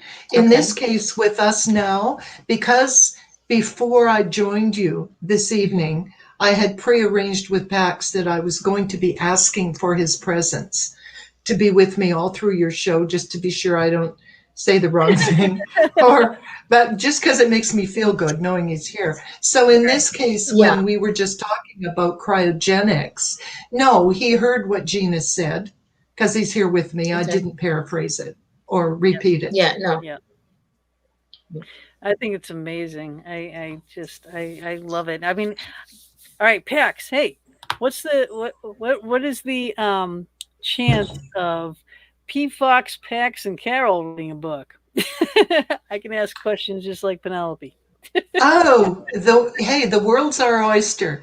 Everything is wide open, honestly, and it's a joy because I have the ability to channel. I do not have the ability to ask the questions unless I've written them all down, because when I'm channeling, my conscious mind is not engaged. So right, it's beyond. That's what my job was with working with Chris when Chris channeled the spirit, because he's gone. Yes, it's beyond my ability to be able to create a question. Can't do it. I can't. My conscious mind is somewhere else. So unless I have a list of questions in front of me, I can't do it. I just wanted to answer something about the drawing you asked about. No, I have not done that with PAX, but I can tell you that in years past, I've channeled, I play some musical instruments, and one of them is piano. And I have channeled music and I have channeled art that I do not know how to do. I channeled playing a different instrument, and I channeled playing some beautiful classical music when I'm not trained in classical, I'm trained in more contemporary popular music. I also did some artwork, and I generally don't even try to draw a straight line, let alone something. Well, in art, you don't want to draw a straight line. Yeah, learned that one. Yeah. Can you see this little owl? Where's my camera? Right there. Yes. This is Oh. on it. This is on a piece of bark. Yeah. Yeah. That's horrible. Yeah, well, I don't paint, but I painted that. Awesome. So I am an there- artist. I'm a muralist and an artist. Oh, are you? And a Well, carpenter and everything else. I applaud you. But there are other ways that this talent could be utilized. I'm aware of, Yeah. and there are people who are so gifted, and we ask sometimes, are they channeling that music that they're playing? Are they channeling that art? Well, that's what I And say why about not? me and my construction. I just know how to do things. I know how to build things. I knew It's that word, knowingness. Yes. Yeah. Just know. It just comes in. It's like a movie plays in my head on how exactly step by step by step by step. Well, that knowingness can be a gift or it can be a challenge. I'm what's called an intuitive empath, and so intensely sensitive to energy. It's problematic. Well, you live Ground and differently. shield and ground and shield. You just Yeah. live differently, and yeah. But that knowingness, my mother and my grandmother had this gift, and they didn't ever talk about it because, of course, it was pretty blasphemous. Yeah. I know. That's why I'm so grateful for these times now. That, Yeah. you know, yeah. I wish my parents were more open to everything. So when I was younger, I could be so far more advanced than I am. Yes. Yes. Yeah. Likewise. But everything happens when it's meant to, doesn't it? Exactly. Exactly, because I wouldn't have met you. I wouldn't have met Mama D. The thing. I'll tell you what. Put her I'm in having place. the time. I'm having the time of my life with PAX Yep. and meeting hosts like you too, and just enjoying Thank you. being able to speak so openly. Yeah. You know, after What a does- lifetime Oh, of no, don't talk about that. No, Yeah. no. Mhm. Your imaginary friend is imaginary. It's like, Yeah. We've done that. yeah. Time to grow up now. It's no longer nice to have an imaginary friend. You're a And big deal now to find that the world is absolutely ready and in need Yeah. of what we all have to share. Yeah. What That's does the PAX other think of other channels? And I'm not sure exactly what we call other channelers and other. channelers and their entities that they channel. Like It's not something that I've ever asked him. okay. well, I'm sure It's not something. thing. It's someone else having a gift, and Yeah. Yeah, no, it's But not. I'm kind of curious as do they like get together and have conversations and pass on their own knowledge to each other type of thing. I'm not saying like what does he The think this one's good or channelers bad or the spirits? the spirits. Oh, probably. What about like Akashic records and things like that, and people getting access? That's not something we've ever delved into. See, P. Fox and Pax need to write a book. Well, yes, and I'll tell you what, it's nothing that we've done, but it's something I often think about. Yeah. We've talked about ancient civilizations that are lost, whether it's Atlantean or Mayan. We talked about how that happened, why these civilizations ended as suddenly as they did. It's all fascinating stuff. The Akashic records, there are people who specialize in being able to open and explore. It's probably something I should look into. And she says it. Yeah, and let me know. And let me know. Yeah. I think it's important because I think I understand the reality of what's there. And if a person wants and believes to want to access it, it can only be helpful for us. Yeah, it's furthering a belief. It's a the steadfast people on the planet that want to keep their head in the game and say, well, you got to prove it to me, that this is out there. Well, this is a way, that it can be proven. Interesting concept. Hmm. Well, you know, there are so many resources available, aren't there, There for are. all of Yeah. us? There Yeah. are. And we need to take advantage of those. We are over time already. Did you know that? Mm. Did you know that? Just- I just- did not know that until just I see a big red bar up there that says, no, it's not. It just says, no. I just looked at the clock and I'm like, oh my god, it's past time. 10 I minutes don't left. want to. I mean, I don't want to hold you up, but I want to just keep talking to you. I mean, I really Well, do. we can have a second. We can have her back. yes, I'd love to. You know, and maybe Pax will join us more intently. We shall see. Yes, yes. Yeah. Yeah, we were talking so much and it was flowing that we really didn't get to actually channeling Pax. But now that I see it's working well, we Yeah. can, you Yeah. know, I think you'll be fine. You'll be fine. your listeners can pepper you with questions, and I know that you both have plenty of your own. Oh God, yeah. And Oh, in the meantime, we'll do a little Akashic Records investigation. That would be awesome. hmm. Awesome. And I mean, you and I, we're going to be in touch. It is just, Yeah. No sorry, question. you're in my life. No question. You Yeah. said yes. I- You said yes already. You can't get rid of us. We're like done. yeah. We're just- I mean, these people, please, yeah. you must read these. You must pass this information on. Just, read for yourself is one thing, but pass this information on to everybody that you know. Exactly. You know, there's Save also our planet.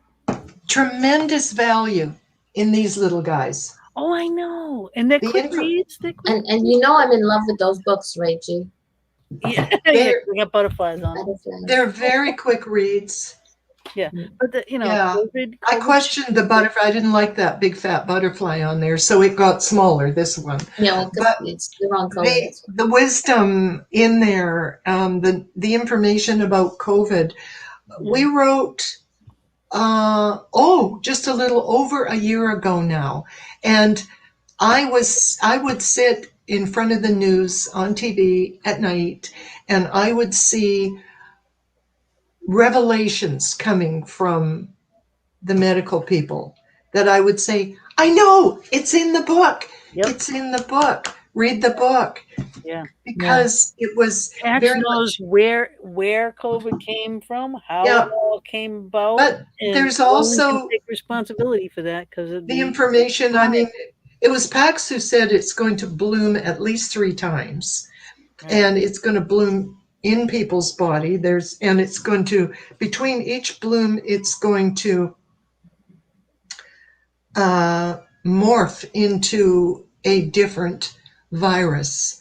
It's going to change. And now we have all these variants. And all those things Yeah. came true. And when you wrote this, they weren't out there yet. So Oh gosh, no! I mean, These were written. That's what's fascinating. These about were written last. Yeah. I think February, March of 2020.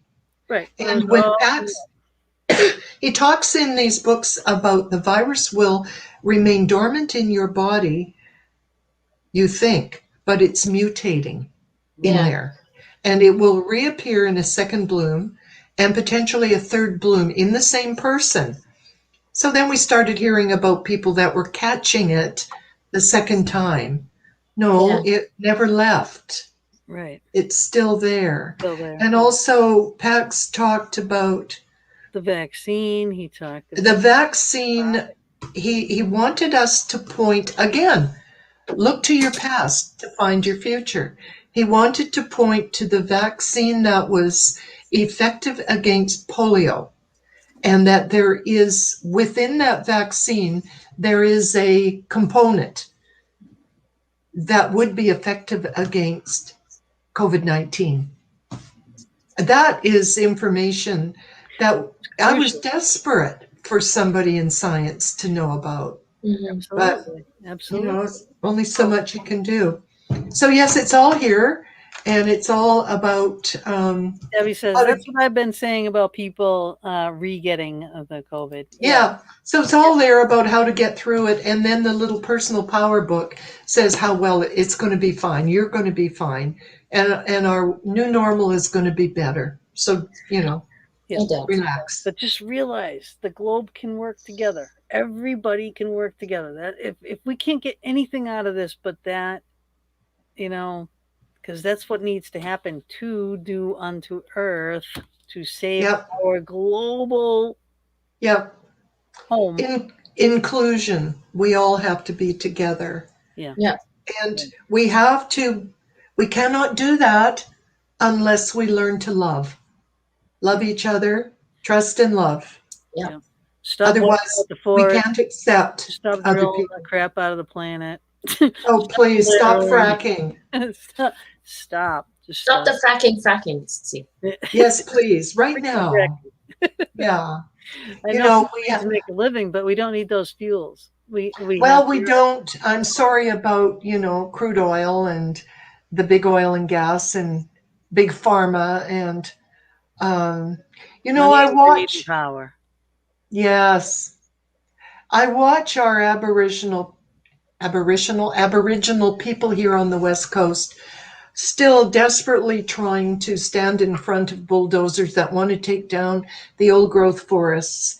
I Yeah. watch them wading out into the streams, cleaning them, getting them purified so that the salmon fry can grow up and the fish can get out to the sea and spawning can happen as they return in their 4-year cycles. These are the people that have always done this, being stewards of our land. And we need to get back to emulating their behaviors, believing in what they're doing and respecting what they're doing and Yeah. learning to live it ourselves. And Pax talks about that so greatly in Do Unto Earth. He talks about our Aboriginal ancestors as the only ones who got it right. He says they got it right. Well, right. Yeah, because they didn't need skyscrapers and fast cars and all those things. They built a shelter. They got food, and they got clothing.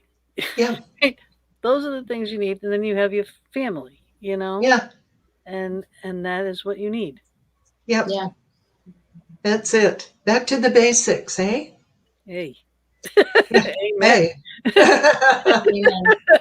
Heck yeah. That is so it. I mean, oh my God! But there's so many things. Like you even brought up the forest, and I wanted to ask you about the redwoods. Like, why would people try to take down a redwood? What would be the point? These ancestral trees hold wisdom, Cash. knowledge, everything. It's Yeah. money. It's monetizing it. It's lumber. How much plywood can you get out of an old growth tree? Yeah. It's It's just, not dead. Leave it alone. it's criminal is what it is. Yeah, well, it's going to kill us in the end. And it's killing all that. I mean, and then people, they worry about the animals, and it's like, well, you're wiping out their homes. Where are they going to go? They're going to go in your backyard. They're going to eat out of your dumpsters. They're going to take your trash because you're taking their food source away. It's exactly What's what's happening. Yeah. And just There was, one bad person put in the wrong position can just set an ecosystem off so far. Like a bad person in a fishery. You know what I mean? oh, I do. The ones that said stop shooting seals, right down the Cape Cod, Massachusetts. Cape Cod. They said stop shooting the seals. They used to pay people $1 a nose for seals, right? But there's a reason, because they eat too much fish, right? So now they stop shooting seals. There's an abundance of seals. What happens is the sharks come in to eat the seals. Now people can't go in the water. The fish are getting eaten by the sharks, and the seals are getting eaten by the sharks. And this one thing changes an ecosystem. Oh, absolutely. It's fragile. Yes. But you got to know, people have to be in the right positions. They have to know their role. Know it. And not say, oh, well, we can't shoot a coyote. The coyotes that are eating your dogs and your cats out of your backyard. But they're not the only things that they're eating. It's a balance. Yeah. I know, but it's a balance, and the proper people need to be put in place for the balance. Hunters. I think they should all. I think they should all be Aboriginal, First Nations people. They should. That are put in government to look after the resources. ecology. Yes, they do, and maybe the buzzer buys should drop Yes, a couple seeds in place in the proper place yes, just to yes. Well, they are here. They walk among us. and Mhm. get those people in the right places. You know, it's important. It's important. Our world is dying, and we need to fix it before it's too late. Pax says what 8 to 10 years before we get to that point of no return of fixing our planet. Mhm. Please wake up. Please wake up. Please wake up. Yeah, 8 to 12, he says. That's not very long. It's Nope. not. Not very long. Time flies, Um, especially when you get older. It flies faster. Yes, it does. yeah. So what is the all right? I know we are over. I could keep you all bloody night long. I seriously could. But what is the last thing that Pax, like if you can ask Pax, what would Pax say the most important thing that people can do right now just to help? Pax would say education. Education. He would say educating ourselves, educating our brothers is just coming through, educating our brothers and sisters around this planet of the critical nature of today, and that each person, while he wants to say has the ability to make a difference, he wants to be quite strong and say they have a responsibility Yes. to make a change. And that's a change in their own behavior and everything within their view that they can effect change in. He also says, you will find a way. It's not easy. There are those at the top of government who have their own agendas that do not fit with what we need to do, which is on a simple ground level, really, of change and how we treat Mother Earth. But he says, persevere, believe in your message, trust in your own power, trust in yourselves, and go for it. I love it. I love it. Good. I'm getting Nice. chills. Hmm. Good. Got a little pain in my head from that one. Oh, sorry. No, it's okay. This is I'm like, new. This is new Yeah, behaviors. this is a new thing that she's doing. So thank you for doing Yeah. that, and thank you, Pax, for doing that. You know, Yeah. Oh, our pleasure. We'll do more of this. yeah, yeah, we will. Starting on, as seen on Crazy Woman. I mean, Fox Den with Gina B. Yes, it's This has wonderful. been a joy, an absolute joy. It's been very informative. Yeah, to Because say There's so much more. Gina was lucky enough to read the book, and I know she's got 1,000,001 questions running through her head. I hopefully will have the book by the time you come on again. But I have a feeling. It is in the box. Okay, it's in the box. It's in the box. And these. And don't book her anytime soon. Let me get the box. Well, I know. Well, we are so booked. Yeah.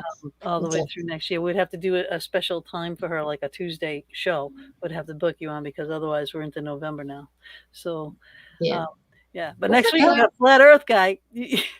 You and Pax should be watching. Yes, Be in I the think chat so. room and put in some comments. Oh no. Don't tempt me. No, like you, I believe. I mean, I may not agree with his thinking, but I believe in his right to speak his truth. Yep. Oh yeah. And he does. He puts a great front up. I mean, seriously, he really does. He puts out good information, things that make him, I'm wondering. That organization is very strong. It's been around for a while. Oh yeah. Well, that's what they were taught. Yeah. The world was flat until it was proven round. But then it's like, well, how are you supposed to prove all these things, really? But now we have satellites. We have space travel. It's a real. Yeah. But we're Yeah. and you know, and it's like I think what are we supposed to think that we're the only flat planet? Yeah, really. All the other There are planets too many around. damn cats But on this us, planet. They'd be knocking shit off. I've got a cat. I've got a cat that's harassing me at the moment. So I'm sorry. yeah. I know my dog is out there grunting in the hallway. Thank you both very much for making this such a wonderful experience for me. Oh, we're glad. I've enjoyed you. Oh, thank you. Oh, what the hell was that? I think definitely I will be in touch with you and maybe have a conversation about having a A individual pathway? channel reading with Pat. Absolutely. Absolutely. Yeah, it'd I be would like that. our joy. Okay. Like that too. All right, I'm going to play our exit video. We will see you next week. David Weiss, Flat Earth. All right, and thank you, Carole, so much.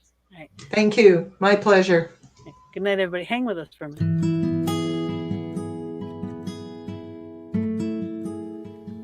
Thank you again for joining us for another episode in the Fox Den. We're here every Thursday evening from 8 to 10 p.m. Eastern Standard Time, bringing you a variety of guests, streaming live on Facebook, YouTube, and our Anchor venues.